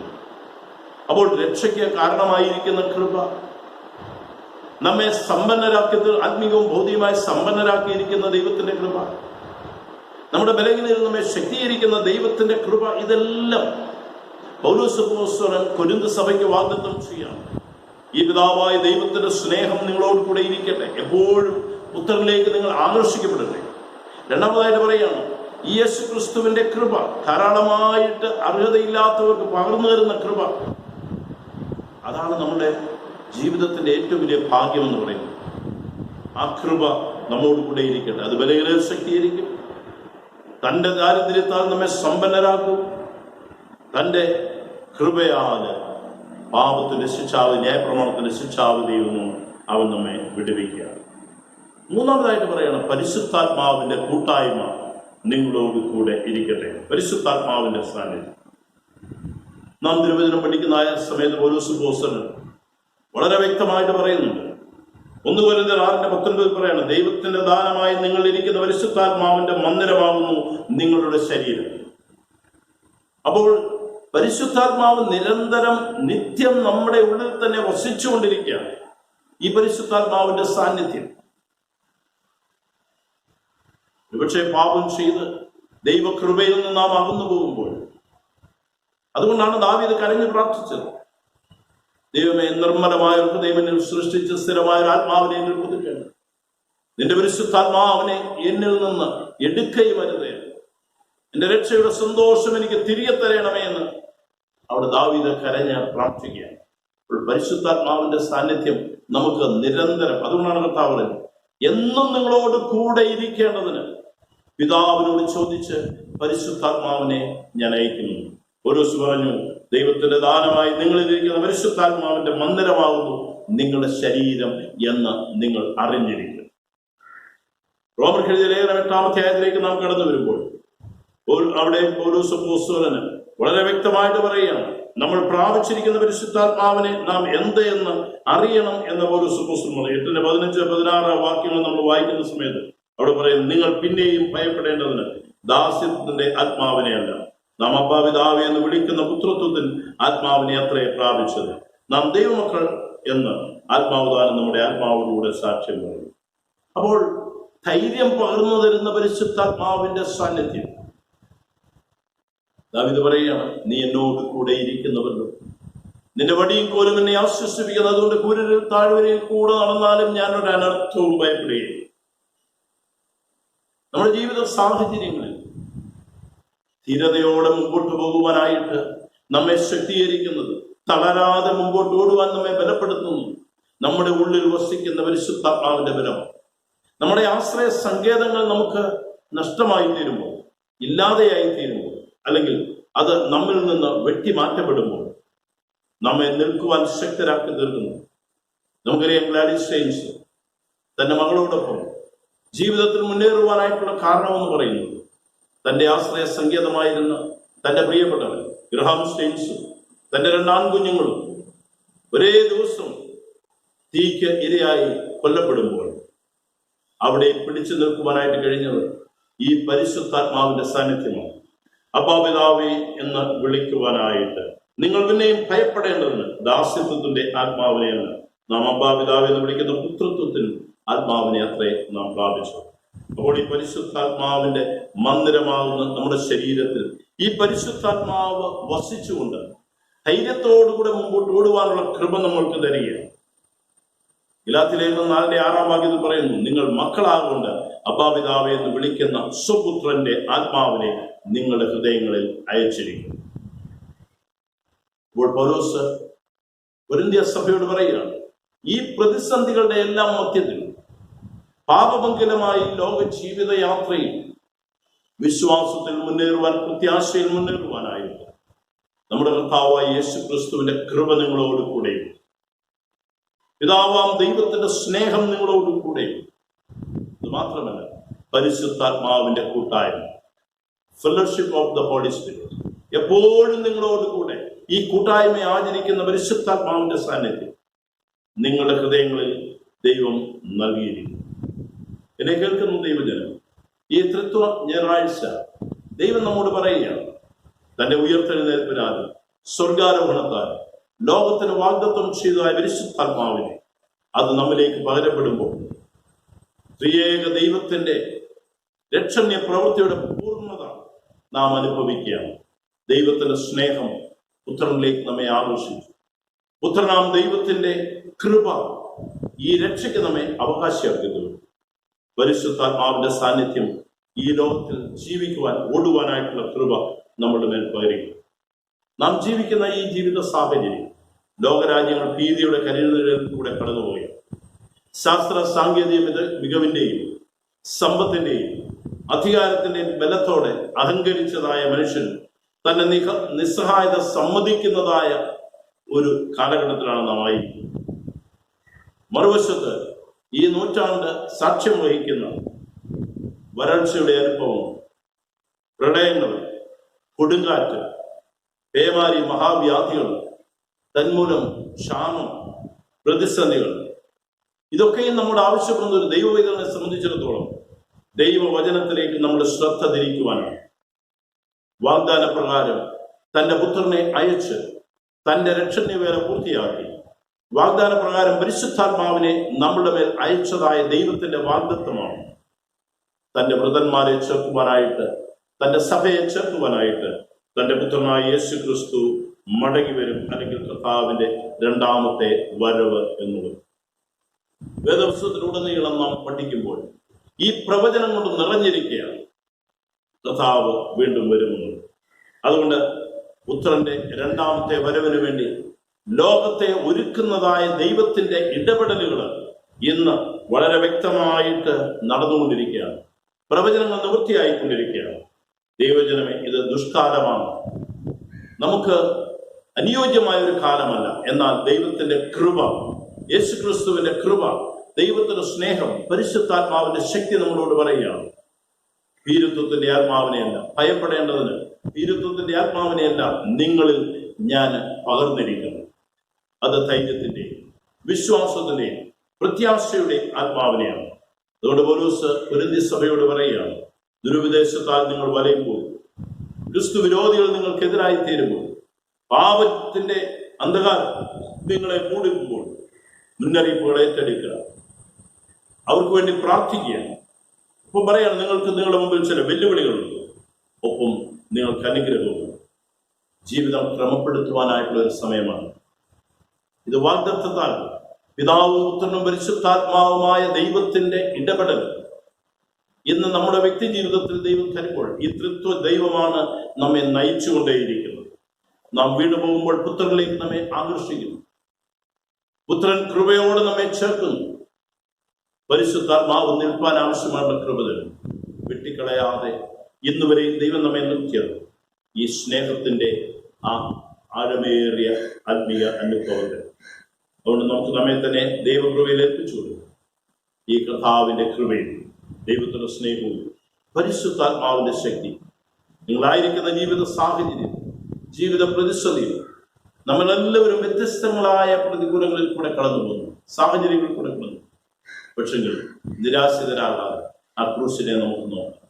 ക്രൂശിൽ നമ്മെ സ്നേഹിച്ചതായ ദൈവസ്നേഹത്തിന്റെ ആ മഹത്വത്തെ നമുക്ക് ദർശിക്കും. അതിന് ദൈവത്തിന്റെ പരിശുദ്ധാത്മാവ് നമ്മൾ ഓരോരുത്തരെയും സഹായിക്കും. നമുക്കൊരു വാക്ക് പ്രാർത്ഥിക്കാം. ദൈവമായ അവിടുന്ന് തന്ന വാഗ്ദത്തത്തിനായിട്ട് നന്ദിയോടെ കർത്താവേ, ഒരു നോമ്പ് കാലഘട്ടം കടന്നുപോയി. ഞങ്ങളുടെ നോമ്പ് ആരാധനകൾ ഞങ്ങൾ കന്യമായിരുന്നു. ഞങ്ങളുടെ ഹോശാന ആരാധന ഞങ്ങൾ കന്യമായിരുന്നു. ഞങ്ങളുടെ വിശ്ര ആരാധന, ഞങ്ങളുടെ വലിയ വെള്ളിയാഴ്ചയുടെ ധ്യാനം, ഞങ്ങളുടെ ഒരുമിച്ചുള്ള കൂടിയവരവ്, ഈസ്റ്റർ ആഘോഷം എല്ലാം ഞങ്ങൾക്ക് അന്യമായപ്പോൾ കർത്താവേ, അവിടുന്ന് വചനത്തിൽ കൂടെ ദിവസവും ഞങ്ങളോട് ഇടപെട്ടുകൊണ്ടിരുന്നതിനാൽ ഞങ്ങൾ നന്ദിയോട് സ്തോത്രം ചെയ്യും. അവിടുന്ന് വാഗ്ദാനം ചെയ്ത പ്രകാരം അവിടുന്ന് തന്റെ ശിഷ്യന്മാർ പ്രത്യക്ഷനായത് മാത്രമല്ല, വാഗ്ദാന പ്രകാരം പരിശുദ്ധാത്മാവിനെ അയച്ചു. അങ്ങനെ ത്രിയേക ദൈവത്തിന്റെ പ്രവർത്തനം ഈ ഭൂമിയിൽ സമ്പൂർണമായി തീർന്ന് ആ ഒരു ദിനത്തെ ഞങ്ങൾ ഓർക്കുന്ന ഈ ദിവസം പിതാവും പുത്രനും പരിശുദ്ധാത്മാവുമാകുന്ന ദൈവത്തിന്റെ ത്രിയേക ദൈവത്തിന്റെ ഇടപെടൽ അത് തിരിച്ചറിയുവാൻ ഞങ്ങളുടെ ഹൃദയങ്ങളെ അവിടുന്ന് കർത്താവേ തുറക്കണമേ ഞങ്ങൾ പ്രാർത്ഥിക്കും. അവിടുത്തെ സാന്നിധ്യത്താൽ ഞങ്ങൾ നിറയ്ക്കണമെന്ന് പ്രാർത്ഥിക്കും. ഈ ലോകം ഞങ്ങൾക്ക് അനുകൂലമാണ്, എന്നാൽ അവിടുന്ന് ഞങ്ങൾക്ക് അനുകൂലമാകില്ല. അവിടുത്തെ സ്നേഹം ഞങ്ങൾക്ക് അനുകൂലമാകില്ല. അവിടുത്തെ കൃപ ഞങ്ങൾക്ക് അവിടുന്ന് ധാരാളമായിട്ട് അവകാശമായി തന്നിട്ടുള്ളതിന് അവിടുത്തെ പരിശുദ്ധാത്മാവിന്റെ സാന്നിധ്യം ഞങ്ങളുടെ ജീവിതത്തിന്റെ സന്തോഷമായിരിക്കും. ഞങ്ങൾ സ്തോത്രം ചെയ്യും. കർത്താവേ, ഇന്ന് ആരെങ്കിലും വേദനയിലോ പ്രയാസങ്ങളിലോ ഈ വചനത്തെ കേൾക്കുന്നുണ്ടെങ്കിൽ ത്രിയേക ദൈവത്തിന്റെ ആ സാന്നിധ്യത്താൽ അവരെ ബലപ്പെടുത്തണമെന്ന് പ്രാർത്ഥിക്കും. മഹത്വം തിരുമേനിയെടുക്കണം ക്രിസ്തുയേശുവിന്റെ നാമത്തിൽ. നമുക്ക് നമ്മുടെ വിശ്വാസത്തിന്റെ സംഗതികളെ ദൈവസന്നിധിയിൽ ഏറ്റുപറയാം. അപ്പോസ്തല വിശ്വാസപ്രമാണം. സർവശക്തിയുള്ള പിതാവായി ആകാശത്തെയും ഭൂമിയെയും സൃഷ്ടിച്ചവനായ ദൈവത്തിൽ ഞാൻ വിശ്വസിക്കുന്നു. അവനെ പുത്രനായ നമ്മുടെ കർത്താവായ യേശുക്രിസ്തുവിൽ ഞാൻ വിശ്വസിക്കുന്നു. ഇവൻ പരിശുദ്ധാത്മാവിനാൽ കന്യകമറിയയിൽ പാലിക്കപ്പെട്ടു, ജനിച്ചു, പൊന്തിയോസ് പീലാത്തോസിൽ കഷ്ടപ്പെട്ടു, ക്രൂശിക്കപ്പെട്ടു, മരിച്ചു, അടക്കപ്പെട്ടു. അവൻ പാതാളത്തിലേക്ക് ഇറങ്ങി, മൂന്നാം ദിവസം മരിച്ചവന്റെ ഉയർത്തെഴുന്നേറ്റു. അവൻ സ്വർഗ്ഗത്തിലേക്ക് കയറി സർവശക്തിയുടെ പിതാവായ ദൈവത്തിന്റെ വലതുഭാഗത്തിരിക്കുന്നു. അവിടുന്ന് അവൻ ജീവനുള്ളവരെയും മരിച്ചവരെയും ന്യായം വിധിപ്പാനുവരെയും ചെയ്യും. പരിശുദ്ധാത്മാവിനെ ഞാൻ വിശ്വസിക്കുന്നു. വിശ്വസമാധാനത്തിനും പാപമോചനത്തിനും ശരീരത്തിനും പുനരുത്ഥാനത്തിനും നിത്യജീവനും ഞാൻ വിശ്വസിക്കുന്നു. ആമേൻ. കർത്താവ് നിങ്ങളോട് കൂടെ ഇരിക്കട്ടെ. അവിടുത്തെ ആത്മാവോടുകൂടെ. കർത്താവേ, ഞങ്ങളോട് കരുണയുണ്ടാകണമേ. ക്രിസ്തുവേ, ഞങ്ങളോട് കരുണയുണ്ടാകണമേ. തൃത്വ ഞായറാഴ്ചത്തേക്കുള്ള പ്രത്യേക അപേക്ഷ. വിവിധ മുഖാന്തരങ്ങളിലൂടെ ഞങ്ങളുടെ പൂർവ്വപിതാക്കന്മാർക്ക് നിന്നെ തന്നെ വെളിപ്പെടുത്തിയ എന്നും ജീവിക്കുന്ന നിത്യനായ ത്രിയേക ദൈവമേ, തൃത്വത്തിന്റെ മർമ്മം അറിയുവാനും ഏറ്റുപറയുവാനും ഞങ്ങളെ വിശ്വാസത്തിലും ഭക്തിയിലും ദൃഢപ്പെടുത്തണമേ. വിശ്വാസത്തിൽ അടിസ്ഥാനപ്പെട്ട് സകല ജനങ്ങളെയും നിന്റെ ശിഷ്യത്വത്തിലേക്ക് ആകർഷിക്കുവാൻ നിന്നോടും പരിശുദ്ധാത്മാവിനോടും കൂടെ ഏകദൈവമായി കാലാവസാനം കൂടാതെ ജീവിച്ചു വാഴുന്ന യേശുക്രിസ്തു മൂലം ഞങ്ങൾക്ക് കൃപ ചെയ്യണമേ. ആമേൻ. ലോക സമാധാനത്തിന് വേണ്ടി നമുക്ക് പ്രാർത്ഥിക്കാം. സമാധാനത്തിന് കർത്താവും ഐക്യമത്യത്തിന് ഇഷ്ടപ്പെടുന്നവനുമായ ദൈവമേ, നിന്നെ അറിയുന്നതിൽ ഞങ്ങളുടെ നിത്യജീവനിരിക്കുന്നു. നിന്നെ സേവിക്കുന്നത് ഞങ്ങളുടെ പൂർണ്ണ സ്വാതന്ത്ര്യമാകുന്നു. നിന്റെ സംരക്ഷണയിൽ ഞങ്ങൾ ഉറപ്പോടെ ആശ്രയിച്ച് ഞങ്ങൾ യാതൊരു പ്രതിയോഗിയുടെയും ശക്തിയെ ഭയപ്പെടാതിരിക്കുവാനായിട്ട് ഞങ്ങളുടെ ശത്രുക്കളുടെ ആക്രമണങ്ങളൊക്കെയും നിന്റെ താഴ്മയുള്ള ദാസനായ ഞങ്ങളുടെ കർത്താവായ യേശുക്രിസ്തുവിന്റെ ബലം മൂലം കാത്തുകൊള്ളണമേ. ആമേൻ. കൃപയ്ക്കായി നമുക്ക് അപേക്ഷിക്കാം.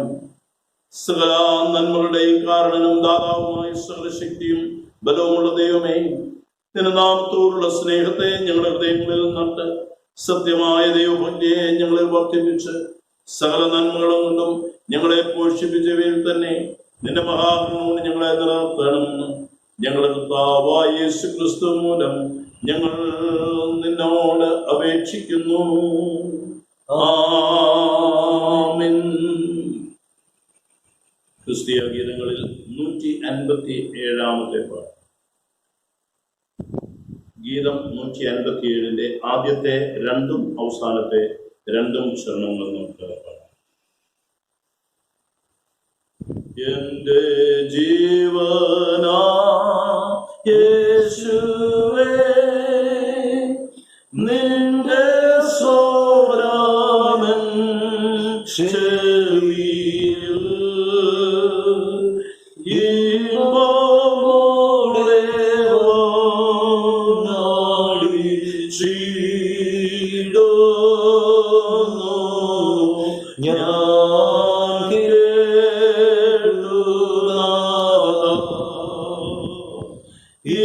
ഈവമോടെ നാടി ചീടുന്നു ഞാൻ കേട്ടുനാദാ.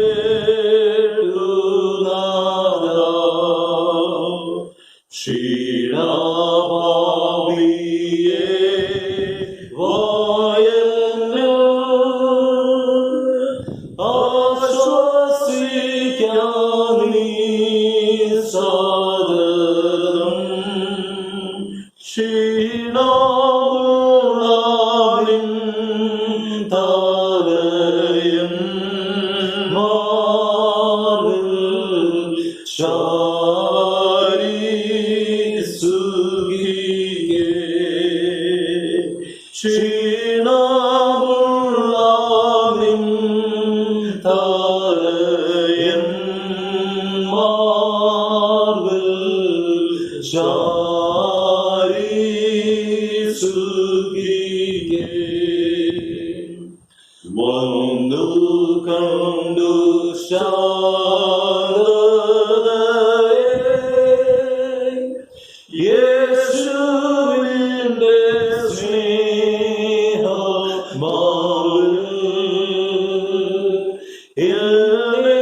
ഉടുപ്പിച്ചു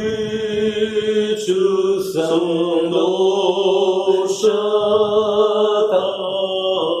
ദുഃഖങ്ങൾ മാറ്റി.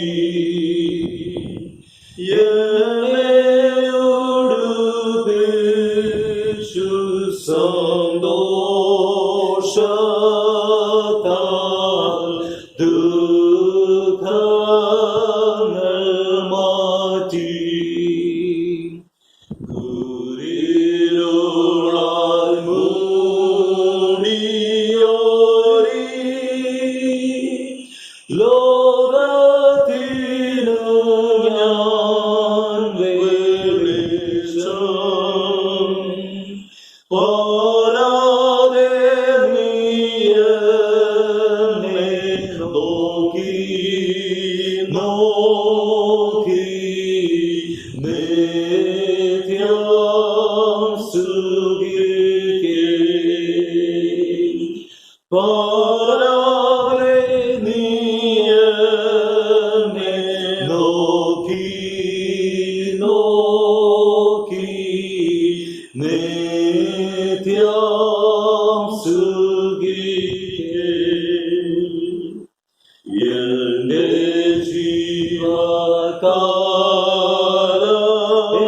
ജീവകാലമെല്ലാം യേശുവിൻ നാമേ വെളിച്ചം കണ്ടു നടപ്പാൻ കൃപ നൽകണം.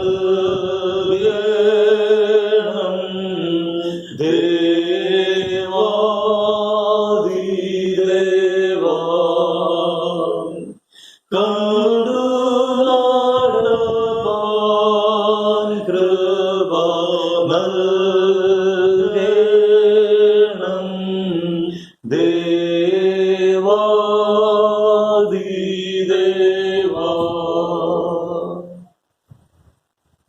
മധ്യസ്ഥ പ്രാർത്ഥനയ്ക്കായിട്ട് നമുക്ക് നമ്മെ തന്നെ ദൈവസന്നിധിയിൽ താഴ്ത്തി ഏൽപ്പിക്കാം. ഈ ആഴ്ചയിൽ ജന്മദിനം ആഘോഷിക്കുകയും വിവാഹവാർഷികം ആഘോഷിക്കുകയും ചെയ്തവരെ നമുക്ക് ദൈവസന്നിധിയിൽ സമർപ്പിക്കാം. ജീവിതം ദൈവത്തിൻ്റെ ദാനമാണ്. അമ്മയുടെ ഉദരത്തിൽ നാം ഉരുവാകുമ്പോൾ നമ്മെ കണ്ടതായ ദൈവം നമ്മുടെ ജീവിതത്തെക്കുറിച്ചുള്ള ദൈവത്തിൻ്റെ പദ്ധതികൾ നിറവേറ്റുവാനായിട്ട് തൻ്റെ വഴിയിൽ സഞ്ചരിക്കുന്നവരെ അതിശയകരമായിട്ട് നടത്തുന്ന ദൈവത്തിൻ്റെ കരങ്ങളിൽ ജന്മദിനം ആഘോഷിക്കുന്നവരെ നമുക്ക് ഏൽപ്പിച്ചു തരും. അതുപോലെ തന്നെ വിവാഹ വാർഷികം ആഘോഷിക്കും. വിവാഹം ദൈവത്താൽ നിയമിക്കപ്പെട്ടതായ വിശുദ്ധ അവസ്ഥയാണ്. അതിൽ കൂടെ ദൈവത്തിൻ്റെ രാജ്യത്തിൻ്റെ കെട്ടുപണി അത് ത്വരിതപ്പെടുവാനായിട്ട് ദൈവം ചെയ്തതായ ക്രമീകരണങ്ങളാണ്. അതിനും ദൈവം നമ്മെ ഭാഗവാക്കാക്കിയതിനാൽ ദൈവത്തിന് സ്തോത്രം. ദൈവമായ കർത്താവേ, ഈ ആഴ്ചയിൽ ജന്മദിനം ആഘോഷിക്കുകയും വിവാഹ വാർഷികം ആഘോഷിക്കുകയും ചെയ്യുന്നവരെ പേരുപേരായിട്ട് നിന്റെ കരങ്ങൾ ഞങ്ങൾക്ക് കർത്താവേ, നിന്റെ മക്കളെ അവിടുത്തെ ആണിപ്പഴുതേറ്റ കരം നീട്ടി അവിടുന്ന് തൊട്ട് അവിടുത്തെ അനുഗ്രഹത്തിന്റെ കരം നീട്ടി അവരെ തൊട്ട് അനുഗ്രഹിക്കണമേ, ബലപ്പെടുത്തണമേ എന്ന് പ്രാർത്ഥിക്കും. പ്രത്യേകിച്ച് ജന്മദിനം ആഘോഷിക്കുന്നവർ പുതുവർഷത്തിലേക്ക് പ്രവേശിക്കുന്നു. കർത്താവേ, അവരുടെ ജീവിതം ഏറ്റവും അനുഗ്രഹത്തിന്റെ നാളുകളാക്കി തീർക്കുക. പ്രതിസന്ധികളെ അതിജീവിക്കുക. പിതാവിൻ്റെയും പുത്രന്റെയും പരിശുദ്ധാത്മാവിൻ്റെയും സ്നേഹവും കൃപയും സാന്നിധ്യവും അവർക്ക് വാഗ്ദത്തം ചെയ്തിരിക്കുക. സ്തോത്രം. ജീവിതത്തിൽ പുതിയൊരു വർഷം കൂടെ പൂർത്തീകരിക്കാൻ കഴിഞ്ഞവരെ ഓർത്ത് സ്തോത്രം ചെയ്യുന്നു. അവരെ അനുഗ്രഹിച്ച ദൈവരാജ്യത്തിന്റെ കെട്ടുമണിയിൽ തങ്ങളും വ്യാപൃതരായിരിക്കുന്ന ബോധ്യത്തോടെ ജീവിക്കാൻ കൃപ നൽകണം. അവരുടെ മേലും പിതൃപുത്ര പരിശുദ്ധാത്മാവാം ത്രിയേക ദൈവത്തിന്റെ സാന്നിധ്യം ഉറപ്പ് നൽകണമേ എന്ന് പ്രാർത്ഥിക്കുന്നു.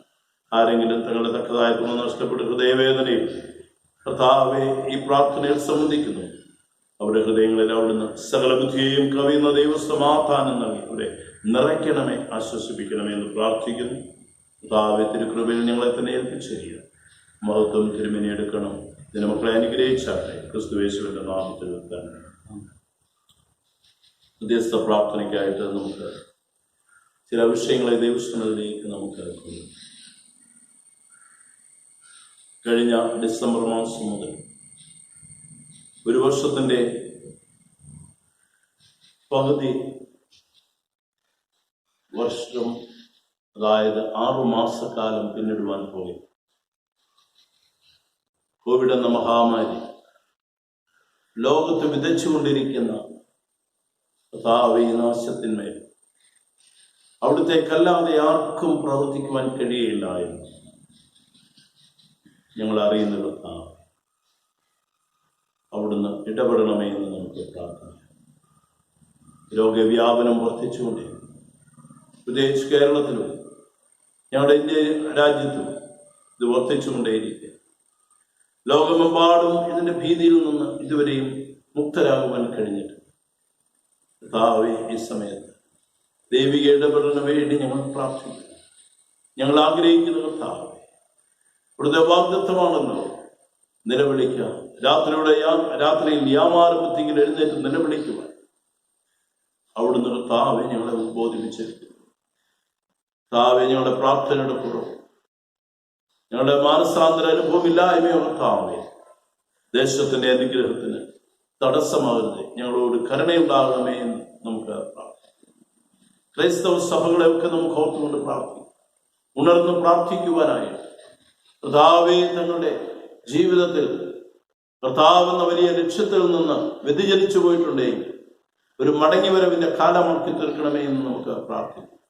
കാളതന്റെ ഉടവനെയും കടുത യജമാനന്റെ പുൽത്തൊട്ടിയെയും അറിയുന്നു, എന്റെ ജനമോ എന്നെ അറിയുന്നില്ല എന്നുള്ള അവിടുത്തെ വിലാപം യെശയ്യാ പ്രവാചകനിൽ കൂടെ കലാകാലങ്ങളിൽ കേൾപ്പിച്ചതുപോലെ ഇങ്ങനെ ഒരു അവസ്ഥയാണ് ഇന്ന് കടന്നു പോകുന്നത്.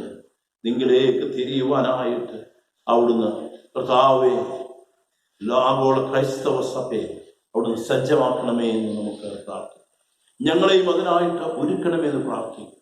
ആ മാനസാന്തര അനുഭവം ഞങ്ങൾ ഓരോരുത്തരിലും ആരംഭിക്കുവാൻ, ഞങ്ങളുടെ കുടുംബങ്ങളിൽ ആരംഭിക്കുവാൻ, ഞങ്ങളുടെ സഭയിൽ കൂടെ അത് പടർന്ന് കർത്താവ് ലോകത്തിന്റെ അനുഗ്രഹമായി തീരുവാൻ കൃപ ചെയ്യണമേ എന്ന് നമുക്ക് പ്രാർത്ഥിക്കാം.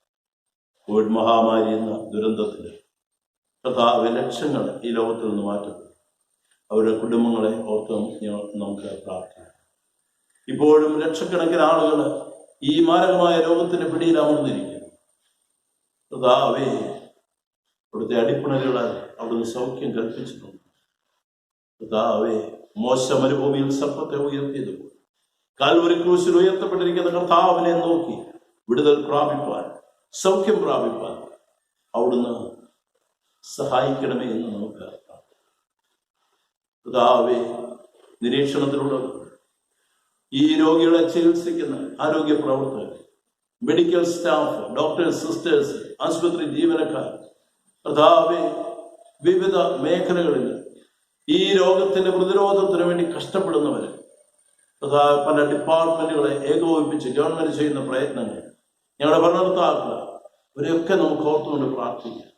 കർത്താവേ, ഈ സമയത്ത് രാഷ്ട്രീയ വൈരമൊക്കെയും മാറുന്ന ജനത്തിന്റെ ക്ഷേമത്തിനു വേണ്ടി ഒന്നിച്ചു നിൽക്കുവാൻ, കർത്താവേ, രാഷ്ട്രീയ മുതലെടുപ്പൊക്കെയും മറന്ന് ജനങ്ങളുടെ ക്ഷേമത്തിനു വേണ്ടി, ജീവന് വേണ്ടി ഒന്നിച്ചു നിൽക്കുവാൻ അവിടുന്ന് ഭരണകർത്താക്കളെയും ജനനേതാക്കളെയും നിന്റെ ജ്ഞാനത്താൽ നിറയ്ക്കണമേ എന്ന് നമുക്ക് പ്രാർത്ഥിക്കാം. ഹൃദയമായിട്ട് ഈ കോവിഡ് മഹാമാരിയിൽ എല്ലാ ആരാധനാലയങ്ങളും അടയ്ക്കപ്പെട്ടിരുന്ന കാലഘട്ടം, ആരാധനാലയങ്ങൾ തുറന്ന് പ്രവർത്തിക്കുവാനായിട്ട് ഗവൺമെന്റ് അനുവാദം നൽകിയാണ്. കർത്താവേ, അത് ഒരു ദോഷകരമായി ഭവിക്കുവാനിടയാകരുതേ എന്ന് നമുക്ക് പ്രാർത്ഥിക്കാം. കർത്താവേ, നൽകുന്ന നിർദ്ദേശങ്ങൾ പൂർണ്ണമായി അനുസരിക്കും. കർത്താവ്, ഇതിലൂടെ ദൈവസ്ഥനിൽ കരഞ്ഞ് പ്രാർത്ഥിക്കുന്ന ജനതയ്ക്ക് കർത്താവ് ഉണർവ് ലഭിക്കുവാൻ മുഖാന്തരമായി തീരണമേ എന്ന് നമുക്ക് പ്രാർത്ഥിക്കാം. കർത്താവേ, ഞങ്ങളുടെ പ്രാർത്ഥന കേൾക്കണമേ. ഞങ്ങളുടെ നിലവിളി തിരുസന്നിധിയിൽ വരുമാറാകട്ടെ. പ്രത്യേകമായിട്ട് നമുക്ക് ലോക സമാധാനത്തിന് വേണ്ടി പ്രാർത്ഥിക്കാം. ലോകരാഷ്ട്രങ്ങളെല്ലാം നമുക്ക് ഓർത്തുകൊണ്ട് പ്രാർത്ഥിക്കാം. ആഭ്യന്തര യുദ്ധങ്ങൾ നടക്കുന്ന ഇടങ്ങളുണ്ട്. കർത്താവേ, യുദ്ധഭീതിയിൽ കഴിഞ്ഞുകൂടുന്ന രാജ്യങ്ങളുണ്ട്. എല്ലാ രാജ്യങ്ങളെയും നമുക്ക് ഓർത്തുകൊണ്ട് പ്രാർത്ഥിക്കാം. പ്രത്യേകമായിട്ട് ഈ സമയത്ത് മഴക്കാലം കർത്താവെ ആരംഭിച്ചിരിക്കുന്നു. വീണ്ടും വരൾച്ചയിൽ നിന്ന് പ്രളയഭീതിയിലേക്ക് ജനം നീങ്ങിയിരിക്കുന്നു. കർത്താവെ, പലവിധമായിട്ടുള്ള പകർച്ചവ്യാധികളെ പടർന്നു പിടിച്ചുകൊണ്ടിരിക്കുന്നു. ജനം കഷ്ടതയിലൂടെ കടന്നു പോകുമ്പോൾ അവിടുന്ന് ദേശത്തോട് കരുണ ചെയ്യണമെന്ന് നമുക്ക് പ്രാർത്ഥിക്കാം. മഴ ഞങ്ങൾക്ക് ആവശ്യമാണ് കർത്താവെ. അത് ഒരു പ്രതികൂലമായിട്ട് ബാധിക്കുവാനിടയാകരുതേ എന്ന് നമുക്ക് പ്രാർത്ഥിക്കാം. ഞങ്ങൾ പ്രകൃതിയെ ചൂഷണം ചെയ്തു കർത്താവെ, പ്രകൃതിയോട് ഞങ്ങൾ കർത്താവെ അനുകമ്പയില്ലാതെ പ്രവർത്തിച്ചത് അതൊക്കെയും ഞങ്ങൾക്ക് തിരിച്ചടിയായെന്ന് തിരിച്ചറിയുവാൻ, പ്രകൃതിയെ സ്നേഹിക്കുവാൻ, ദൈവം സൂക്ഷിക്കുവാൻ എന്നതായ തോട്ടത്തെ സൂക്ഷിക്കുവാനായിട്ട് നിന്റെ പരിജ്ഞാനം ഞങ്ങൾക്ക് തരണമേ എന്ന് നമുക്ക് പ്രാർത്ഥിക്കാം. സമയത്ത് ഈ ആഴ്ചയിൽ പരിസ്ഥിതി ആഴ്ചവട്ടമായിട്ട് ഈ ആഴ്ച അടുത്ത ആഴ്ചകളിലൊക്കെയും ആഘോഷിക്കുകയാണ് കർത്താവെ. അതിന്റെ പ്രാധാന്യം ഉൾക്കൊള്ളുവാനായിട്ട് ദൈവ ക്രമീകരണങ്ങളോട് പദ്ധതികളോട് ചേർന്ന് പ്രവർത്തിപ്പാൻ ഞങ്ങളെ സജ്ജമാക്കണമേ എന്ന് നമുക്ക് പ്രാർത്ഥിക്കാം. ശിഷ്യ, നമുക്ക് ഈ സമയത്ത് നമ്മുടെ എല്ലാ സഭകളെയും നമുക്ക് ഓർക്കാം. CSI മാർത്തോമാ സഭകളെയും കർത്താവെ അതിന്റെ മേലധ്യക്ഷന്മാരെയും ദിവസങ്ങളിൽ നമുക്ക് സമർപ്പിക്കും. കേരള മഹായുടെ ബിഷപ്പ് തിരുമേനിയെ നമുക്ക് ഓർത്തുകൊണ്ട് പ്രാർത്ഥിക്കാം. തോമസ് കമ്മൻ തിരുമേനിക്ക് വേണ്ടി, നമ്മുടെ മഹായുടെ ഓഫീസേഴ്സിന് വേണ്ടി നമുക്ക് പ്രാർത്ഥിക്കാം. എല്ലാ പട്ടക്കാരെയും, ശുശ്രൂഷകരെയും, സിസ്റ്റേഴ്സിനെയും, സ്ത്രീ പ്രവർത്തകരെയും, കർത്താവിന്റെ വേലയിൽ വ്യാപൃതരായിരിക്കുന്ന വിവിധ പ്രവർത്തന മേഖലകളിൽ നേതൃത്വം നൽകുന്നവർ, സംഘടനകൾക്ക് നേതൃത്വം നൽകുന്നവർ എല്ലാവരെയും നമുക്ക് ഓർത്തുകൊണ്ട് പ്രാർത്ഥിക്കാം. ഒരേ ആത്മാവിൽ ഒരേ ഹൃദയത്തോടുകൂടെ ദൈവസനയിൽ താണിരുന്ന് പ്രാർത്ഥിക്കുക. കർത്താവെ, ഞങ്ങളെ ഒരുക്കണമേ എന്ന് നമുക്ക് പ്രാർത്ഥിക്കാം. എല്ലാ സഭകളെയും നമുക്ക് ഓർത്തുകൊണ്ട് പ്രാർത്ഥിക്കാം. വിശേഷിയ എല്ലാ സഭകളിലെയും ചർച്ച് കമ്മിറ്റികൾ, കൗൺസിൽ മെമ്പേഴ്സ്, ഇവരൊക്കെ നമുക്ക് ഓർത്തുകൊണ്ട് പ്രാർത്ഥിക്കാം. പ്രത്യേകിച്ച് മഹായിടവക ഒരു ബിഷപ്പ് തെരഞ്ഞെടുപ്പിന്റെ കാലഘട്ടത്തിലേക്ക് വരികയാണ്. കർത്താവെ, ദൈവത്തിന്റെ ഹൃദയപ്രകാരമുള്ള മനുഷ്യൻ തിരഞ്ഞെടുക്കപ്പെടുവാൻ അവിടുന്ന് കർത്താവെ വഴികളെ ഒരുക്കണമേ എന്ന് നമുക്ക് പ്രാർത്ഥിക്കാം. അവിടുത്തെ ഹിതം നിറവേറണമേ എന്ന് നമുക്ക് പ്രാർത്ഥിക്കാം. കർത്താവെ, സഭ ആത്മീയമായിട്ടും ഭൗതികമായിട്ടും വളരുവാനായിട്ട് കർത്താവിന്റെ രണ്ടാമത്തെ വരവിന് വേണ്ടി ജനത്തെ ഒരുക്കുന്ന ഒരു സമൂഹമായി മാറുവാൻ, ഞങ്ങളുടെ മഹായിടവയെ നയിക്കുവാൻ അതിന് സജ്ജമായിട്ട് കർത്താവെ ഭക്തന്മാരെ നീ ഒരുക്കണമേ എന്ന് നമുക്ക് പ്രാർത്ഥിക്കാം. പ്രത്യേകിച്ച് നമ്മുടെ ഇടവകയെ നമുക്ക് ഓർക്കാം. ഇരയാട് ഇടവകയെ നമുക്ക് ഓർത്തുകൊണ്ട് പ്രാർത്ഥിക്കാം. നമ്മുടെ ഉപസഭകളായിരിക്കുന്ന കവാലിച്ചിറ സഭയും തൊട്ടക്കാട് സഭയും നമുക്ക് ഓർക്കാം. അവിടെ ശുശ്രൂഷ ചെയ്യുന്നതായ തോമസ് സാറിനെയും മൈക്കിൾ സാറിനെയും കുടുംബങ്ങളായിട്ട് ഓർത്തുകൊണ്ട് പ്രാർത്ഥിക്കാം. കമ്മിറ്റികളെ നമുക്ക് ഓർത്തുകൊണ്ട് പ്രാർത്ഥിക്കാം. നമ്മുടെ ചർച്ച കമ്മിറ്റിയെ നമുക്ക് ഓർക്കാം. നമ്മുടെ സഭകളിൽ കപ്പ്യാരന്മാരായ ശുശ്രൂഷ ചെയ്യുന്നവരെ അവരുടെ കുടുംബങ്ങളെയും ഓർത്തുകൊണ്ട് പ്രാർത്ഥിക്കാം. സംഘടനകളെ നമുക്ക് ഓർത്തുകൊണ്ട് പ്രാർത്ഥിക്കാം. ഞങ്ങൾ ചെയ്യുന്നതെല്ലാം ദൈവരാജ്യത്തിന്റെ കെട്ടുമണിക്ക് സഹായകരമായി തീരുക. കൃപ ചെയ്യണമേ എന്ന് നമുക്ക് പ്രാർത്ഥിക്കാം. ദൈവഹിതമെങ്കിൽ അടുത്ത ആഴ്ചയിൽ ആരാധനകൾ ആരംഭിക്കുമ്പോൾ കർത്താവേ, നിന്റെ സ്വർഗീയമായിട്ടുള്ള ചിറ ഞങ്ങളുടെ മേൽ വിരിക്കണമേ എന്ന് നമുക്ക് കർത്താവേ, ഗവൺമെന്റ് നിർദ്ദേശങ്ങൾ കേൾക്കുവാൻ, മാനിക്കുവാൻ, അനുസരിക്കുവാൻ ഞങ്ങളെയും പ്രാപ്തരാക്കണമേ എന്ന് നമുക്ക് യാചിക്കാം. കർത്താവേ, ഞങ്ങളുടെ പ്രാർത്ഥന കേൾക്കണമേ. ഞങ്ങളുടെ തിരുവിളി ദർശനത്തിൽ വരുമാറാകട്ടെ. ദൈവമായ സമയത്ത് നമുക്ക് നമ്മെ എല്ലാവരെയും ദൈവകൃപയിൽ പരമേൽപ്പിച്ചുകൊണ്ട് പ്രാർത്ഥിക്കാം. നമ്മുടെ സഭയിലെ എല്ലാ ഭവനങ്ങളെയും നമുക്ക് ഓർക്കാം. വാർദ്ധക്യത്തിലായിരിക്കുന്ന നമ്മുടെ പ്രിയപ്പെട്ടവരുണ്ട്, അവരെ നമുക്ക് ഓർത്തുകൊണ്ട് പ്രാർത്ഥിക്കാം. ദൈവത്തോളം അവരെ കാത്തു പരിപാലിച്ചു, ആരോഗ്യം നൽകി, ക്ഷേമം നൽകി, ബലഹീനരെ ശക്തീകരിച്ചു. ഈ 3 മാസക്കാലം പ്രതിസന്ധികളുടെ മധ്യത്തിലൊക്കെയും ദൈവത്തിന് തുണയായിരുന്നു. ദൈവത്തിന് സ്തോത്രം ചെയ്യും. രോഗികളും ബലഹീനരമായിരിക്കുന്നവരെയൊക്കെ നമുക്ക് ഓർത്തുകൊണ്ട് പ്രാർത്ഥിക്കാം. ഈ കാലഘട്ടത്തിൽ ചിലരൊക്കെ രോഗത്തിന്റെ അവസ്ഥയിൽ കൂടെ കടന്നുപോയി ദൈവം വിടുതലുള്ളത്. അപകടത്തിൽപ്പെട്ട ഇപ്പോൾ ഹോസ്പിറ്റലായിരിക്കുന്ന കുറ്റിക്കൽ സജ്ജനിയെ നമുക്ക് ഓർത്തുകൊണ്ട് പ്രാർത്ഥിക്കാം. കർത്താവേ, കൊടുത്തുകൊണ്ടിരിക്കുന്ന വിടുതലിനായിട്ട് നമുക്ക് ദൈവത്തിന് സ്തോത്രം ചെയ്യും. രോഗികളും ബലഹീനരുമായിട്ട് മറ്റാരെങ്കിലും ആശുപത്രികളിലോ ഭവനങ്ങളിലോ ഉണ്ടെങ്കിൽ അവരെ ഓർത്തുകൊണ്ട് നമുക്ക് പ്രാർത്ഥിക്കാം. നിന്റെ വിടുതലിന്റെ കാര്യം എൻ്റെ സൗഖ്യമാക്കുന്ന കരം കൂടെ ഇരിക്കണമേ എന്ന് നമുക്ക് പ്രാർത്ഥിക്കാം. ഹൃദയമായിട്ട് തങ്ങളുടെ ജോലിയോടുള്ള ബന്ധത്തിലും പഠനത്തോടുള്ള ബന്ധത്തിലും സ്വന്തം ഭവനത്തിൽ നിന്ന് വിദേശത്തും ഇന്ത്യയുടെ നാനാ ഭാഗങ്ങളിലുമായി ചിതറിപ്പാർക്കുന്ന നമ്മുടെ പ്രിയപ്പെട്ടവരെ നമുക്ക് ഓർത്തുകൊണ്ട് പ്രാർത്ഥിക്കാം. കർത്താവേ, രോഗം പടർന്നു പിടിച്ചുകൊണ്ടിരിക്കുമ്പോൾ നിന്റെ കുഞ്ഞുങ്ങൾ പ്രവർത്തിക്കുന്ന മേഖലകളിൽ അവിടുത്തെ സാന്നിധ്യത്താൽ അവരെ ബലപ്പെടുത്തിക്കൊള്ളണമേ, ധൈര്യപ്പെടുത്തിക്കൊള്ളണമേ എന്ന് നമുക്ക് പ്രാർത്ഥിക്കാം. അവരെ ഓർത്ത് കണ്ണുനീരൊഴുക്കുന്നതായ ഭവനങ്ങളെയൊക്കെയും ദൈവകൃപയിൽ ഏൽപ്പിക്കാം. നമുക്ക് ലഭിച്ച വാഗ്ദത്തം യേശു ക്രിസ്തുവിന്റെ കൃപ, പിതാവാം ദൈവത്തിന്റെ സ്നേഹം, പരിശുദ്ധാത്മാവിന്റെ സാന്നിധ്യം, കർത്താവേ, വാഗ്ദത്തത്താൽ നിന്റെ മക്കളെ നിറയ്ക്കണമേ, ബലപ്പെടുത്തണമേ എന്ന് നമുക്ക് പ്രാർത്ഥിക്കാം. ത്രിയേക ദൈവത്തിന്റെ സാന്നിധ്യം നമ്മുടെ ഭവനങ്ങളിൽ, കർത്താവ്, ദിവസങ്ങളിൽ ജോലി നഷ്ടപ്പെട്ടവരുണ്ട് കർത്താവ്, ജോലിയൊക്കെയും ആരംഭിച്ചവരുണ്ട് കർത്താവ്, സാമ്പത്തിക പ്രതിസന്ധിയിൽ കൂടെ കടന്നു പോകുന്നു, സ്വന്തമായിട്ട് ഭവനമില്ലാതെ ഭാരപ്പെടുന്നവർ, കുടുംബജീവിതത്തിലേക്ക് പ്രവേശിക്കുവാനായിട്ട് ആഗ്രഹിച്ചിട്ടും വിവാഹ ജീവിതത്തിലേക്ക് പ്രവേശിക്കുവാൻ കഴിയാത്തവർ, അവരെയൊക്കെ നമുക്ക് ഓർത്തുകൊണ്ട് പ്രാർത്ഥിക്കും. വിവാഹ ജീവിതത്തിലേക്ക് പ്രവേശിച്ച് മക്കളില്ലാതെ ഭാരപ്പെടുന്ന ചില കുടുംബങ്ങൾ, അവരെ പേരുപേരായിട്ട് കർത്താവിന്റെ കരങ്ങളിൽ നമുക്ക് ഏൽപ്പിക്കാം. നമ്മുടെ യൗവനക്കാരെ നമുക്ക് ഓർത്തുകൊണ്ട് പ്രാർത്ഥിക്കാം. പ്രൊഫഷണൽ കോഴ്സുകൾ പഠിക്കുന്നവർ, ഡിഗ്രി ക്ലാസ്സുകൾ പഠിക്കുന്നവർ, പരീക്ഷയ്ക്കായിട്ട് ഒരുങ്ങിക്കൊണ്ടിരിക്കുന്നവർ, പരീക്ഷ എഴുതുന്ന കുഞ്ഞുങ്ങൾ, നമ്മുടെ കുഞ്ഞുങ്ങളെ ക്ലാസ്സുകളൊക്കെയും ആരംഭിച്ചിരിക്കുന്നു. ഓൺലൈൻ സൗകര്യമില്ലാത്തവരുണ്ട്, ബുദ്ധിമുട്ടുന്നവരുണ്ട്, അവരെയൊക്കെ നമുക്ക് ഓർത്തുകൊണ്ട് പ്രാർത്ഥിക്കാം. കൊച്ചു കുഞ്ഞുങ്ങൾ മുതൽ കർത്താവേ, പഠിക്കുന്ന എല്ലാ കുഞ്ഞുങ്ങളെയും ദൈവകൃപയിൽ നമുക്ക് ഏൽപ്പിച്ചു കൊടുക്കുക. നിന്റെ പരിജ്ഞാനത്താൽ നിറയ്ക്കണമെന്ന് നമുക്ക് പ്രാർത്ഥിക്കാം. പ്രത്യേകമായിട്ട് കർത്താവേ, ഞങ്ങൾ 175 വർഷം പിന്നിടുകയാണ്. ഞങ്ങളുടെ സഭയെ ആത്മീയമായിട്ടുള്ള ഉണർവിനായിട്ട് അവിടുന്ന് ദിവസങ്ങളിൽ ഒരുക്കുന്നതിനാൽ നമുക്ക് ദൈവത്തിന് സ്തോത്രം ചെയ്യും. കർത്താവേ, സമർപ്പിതരായ പല പ്രിയപ്പെട്ടവരുണ്ട്. ഞങ്ങളുടെ കുഞ്ഞുങ്ങളുണ്ട്, യൗവനക്കാരുണ്ട്, മാതാപിതാക്കളുണ്ട്. അവരെ ദൈവകൃപയിൽ ഏൽപ്പിക്കും. ഈ നാളുകളിൽ മാനസാന്തരത്തിന്റെ അനുഭവം കർത്താവേ ഞങ്ങൾക്ക് നൽകണമേ എന്ന് പ്രാർത്ഥിക്കാം. പാപത്തിന്റെ അടിമത്വത്തിൽ ആരെങ്കിലും ഉണ്ടെങ്കിൽ വിടുവിക്കുന്നതായ കർത്താവ്, രക്ഷിക്കുന്ന ദൈവത്തിന്റെ ഇടപെടൽ കർത്താവേ ഉണ്ടാകണമേ എന്ന് നമുക്ക് പ്രാർത്ഥിക്കാം.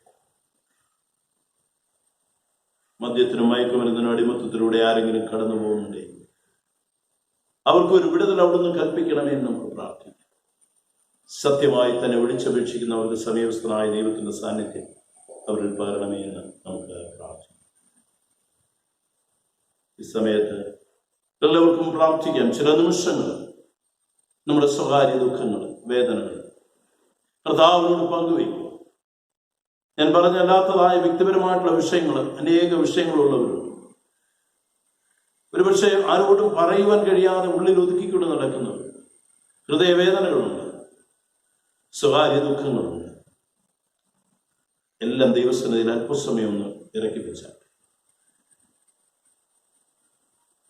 നിന്റെ ഭാരം യഹോവയുടെ മേലിട്ടു, അവനിൽ തന്നെ ആശ്രയിക്കുക. അവനത് നിർവഹിക്കുമെന്ന് ദൈവത്തിന്റെ വാഗ്ദത്തമാണ്. ദൈവത്തിന്റെ വാഗ്ദത്തങ്ങൾ എത്ര ഉണ്ടെങ്കിൽ അത് ഉവ്വെന്ന് നാം തിരുവചനത്തിൽ വായിക്കുന്നു.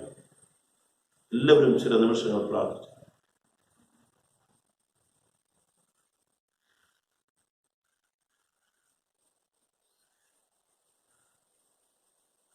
ഭാരം വലിയതോ മുഖം താങ്ങുവാൻ കഠിനമോ, ഭാരം വലിയതോ മുഖം താങ്ങുവാൻ കഠിനമോ, സ്നേഹിത ദുഷിക്കുന്നോ താങ്ങും കരങ്ങളുണ്ട്. നിന്റെ ഹൃദയം തകരുമ്പോ ശാശ്വത പാറയേശു പുതുജീവൻ പകർന്നിടും ശാശ്വത യേശു പുതുജീവൻ പകർന്നിടും. പ്രാർത്ഥിക്കാം. മഹത്വത്തിന് പ്രത്യാശയാകുന്ന ഞങ്ങളെ വാഴ്ത്തപ്പെട്ട കർത്താവ്, ഈ വിശുദ്ധ ദിവസത്തിൽ ഞങ്ങളങ്ങേ സ്തുതിക്കുന്നപ്പ, ഞങ്ങളങ്ങേ ആരാധിക്കുന്ന, അങ്ങേ മഹത്വപ്പെടുത്തുന്നു. കർത്താവേ, ഞങ്ങളോടുള്ള അവിടുത്തെ സ്നേഹത്തിനായിട്ട് നന്ദിയോടെ സ്തോത്രം. നിന്റെ രക്തത്താൽ ഞങ്ങൾക്ക് നൽകിയതായ വീണ്ടെടുപ്പിനായിട്ട് നന്ദിയോടെ സ്തോത്രം. നിന്റെ രക്തത്താൽ നൽകിയതായ വിശുദ്ധീകരണത്തിനായിട്ട് നന്ദിയോടെ സ്തോത്രം. നിന്റെ രക്തത്താൽ നൽകിയ പാപക്ഷമയ്ക്കായിട്ട് നന്ദിയോടെ സ്തോത്രം. നിന്റെ രക്തത്താൽ നൽകിയതായ വീണ്ടെടുപ്പിനായിട്ടും സൗഖ്യത്തിനായിട്ട് ഞങ്ങൾ സ്തോത്രം കരയിട്ടു. ഞങ്ങളിലൊരു നന്മയുമില്ല കർത്താവ്, ഞങ്ങളിലൊരു ശ്രേഷ്ഠതയുമില്ല കർത്താവ്, ഞങ്ങളിൽ ഒരു അർഹതയുമില്ല കർത്താവേ. എന്നാൽ ദൈവത്തിന്റെ സ്നേഹം ഞങ്ങളെ നിന്നിലേക്ക് ആകർഷിച്ചു. പുത്രനായ യേശു ക്രിസ്തുവിലേക്ക് ഞങ്ങളെ ആകർഷിച്ച് കർത്താവെ കൃപയ്ക്ക് അവകാശികളാക്കിയതിനാൽ നന്ദിയോടെ സ്തോത്രം. കർത്താവെ, ഇന്ന് ഞങ്ങൾക്ക് നൽകിയ വാഗ്ദത്തത്തിനായിട്ട്, ത്രിയേക ദൈവത്തെ കുറിച്ച് ഞങ്ങൾക്ക് നൽകിയതായ ഉറപ്പിനായിട്ട് നന്ദിയോടെ സ്തോത്രം. അവിടെ നിന്ന് ഞങ്ങൾക്ക് വേണ്ടി പ്രവർത്തിച്ചുകൊണ്ടിരിക്കുന്നു. ഞങ്ങളെ സന്തോഷിപ്പിക്കുവാൻ, ഞങ്ങളെ സ്നേഹിക്കുന്ന ദൈവം, ഞങ്ങളുടെ പാപങ്ങളെ ക്ഷമിക്കുവാൻ നിന്റെ കൃപയാൽ ഞങ്ങളെ ആവരണം ചെയ്യുന്ന ദൈവം, അനുദിന ജീവിതയാത്രയിൽ തളരാതെ വിടുവാൻ ഞങ്ങളെ ശക്തീകരിക്കുന്ന പരിശുദ്ധാത്മാവിന്റെ സാന്നിധ്യം, എല്ലാത്തിനായും സ്തോത്രം ചെയ്യുന്നു. ഞങ്ങൾ ദരിസന്റെ വെച്ച അപേക്ഷകളുടെ മേലെ അവിടുന്ന് കർത്താവേ ജയമെടുത്തു എന്ന് ഞങ്ങൾ വിശ്വസിക്കുകയാണ്. കർത്താവേ, ഇന്ന് ഹൃദയഭാരത്താൽ കണ്ണുനീരൊഴുക്കിയവരുടെ കണ്ണുനീരിനെ അവിടുന്ന് തുടയ്ക്കുന്നതിനാൽ നന്ദിയോടെ സ്തോത്രം. അവിടുന്ന് കർത്താവേ ശുശ്രൂഷയിൽ കൂടെ മഹത്വമെടുത്താട്ടെ.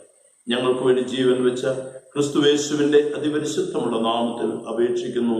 ദയയോടെ കേൾക്കണം പിതാവേ. ആമേൻ. സ്വർഗസ്ഥനായ ഞങ്ങളുടെ പിതാവേ, അവിടുത്തെ തിരുനാമം പരിശുദ്ധമാക്കപ്പെടണം. അവിടുത്തെ രാജ്യം വരേണമേ. അവിടുത്തെ ഇഷ്ടം സ്വർഗത്തിലെ പോലെ ഭൂമിയിലുമാകണം. ഞങ്ങൾക്ക് ആവശ്യമുള്ള ആഹാരം തരണം. കടക്കാരോട് ക്ഷമിച്ചിരിക്കുന്നത് പോലെ കടങ്ങളെ ഞങ്ങളോട് ക്ഷമിക്കണം. ഞങ്ങളെ പരീക്ഷയിൽ കടക്കാതെ രാജ്യവും ശക്തിയും മഹത്വവും എന്നേക്കും നിനക്കുള്ളതാകുന്നു.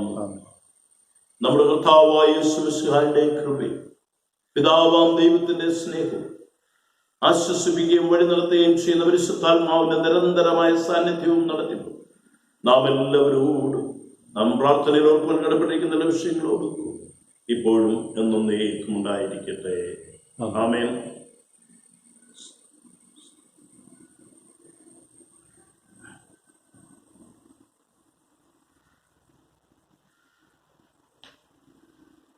ഇന്നത്തെ ആരാധനയിൽ സംബന്ധിച്ച എല്ലാ പ്രിയപ്പെട്ടവരോടുള്ള പ്രത്യേക നന്ദി അറിയിക്കുന്നു. ദൈവം നിങ്ങളെ അനുഗ്രഹിക്കട്ടെ എന്ന് പ്രാർത്ഥിക്കുന്നു. ദൈവഹിതമായാൽ അടുത്ത ആഴ്ച മുതൽ നമുക്ക് ദേവാലയത്തിൽ ആരാധന തുടങ്ങാം എന്ന പ്രതീക്ഷയ്ക്കാണ്. ഗവൺമെന്റ് ഓർഡർ അനുസരിച്ച്. എന്നാൽ എത്ര പേർക്ക് സംബന്ധിക്കുവാൻ കഴിയും? ആളുകളുടെ എണ്ണം പരിമിതപ്പെടുത്തിയിട്ടുണ്ടെങ്കിൽ അതിന്റെ ക്രമീകരണങ്ങൾ എങ്ങനെയായിരിക്കുമെന്ന് അറിയിക്കുന്നതായിരിക്കും. ദയവായിട്ട് പ്രാർത്ഥനയോടുകൂടെ ഈ ദിവസങ്ങൾ ചെലവഴിപ്പാനായിട്ട് ദൈവം നമ്മെ സഹായിക്കട്ടെ. ഒരിക്കൽ കൂടെ എല്ലാവർക്കും ആശംസകൾ അറിയിക്കുന്നു. ആരാധിച്ചിടാം, കുമ്പിട്ടാരാധിച്ചിടാം, ആരാധിക്കുമ്പോൾ ആപദാനം പാടിടാം. പൂജിതമാം രക്ഷാനാമം വാഴ്ത്തിപ്പാടാം. ആപദമലരിൽ താണു വീണു വന്നിച്ചിടാം. ആത്മനാഥ ഞാൻ നിന്നിൽ ചേരണം. എൻ മനസ്സിൽ നീണാൽ വാഴേണം.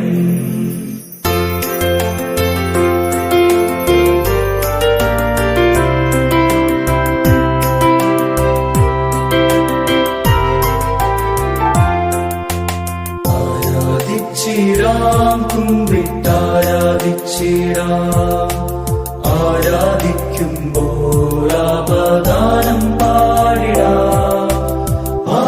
പൂജിതമാം രക്ഷാനാമം വാഴ്ത്തിപ്പാടാം. ആപദമലരിൽ താണു വീണു വന്നിച്ചിടാം.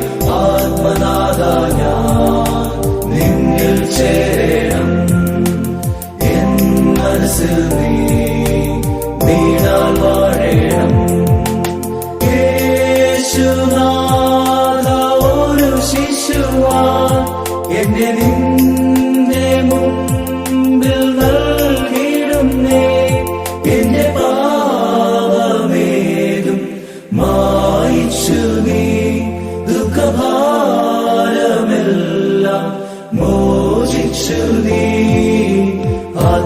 ആത്മാവിൽ നീ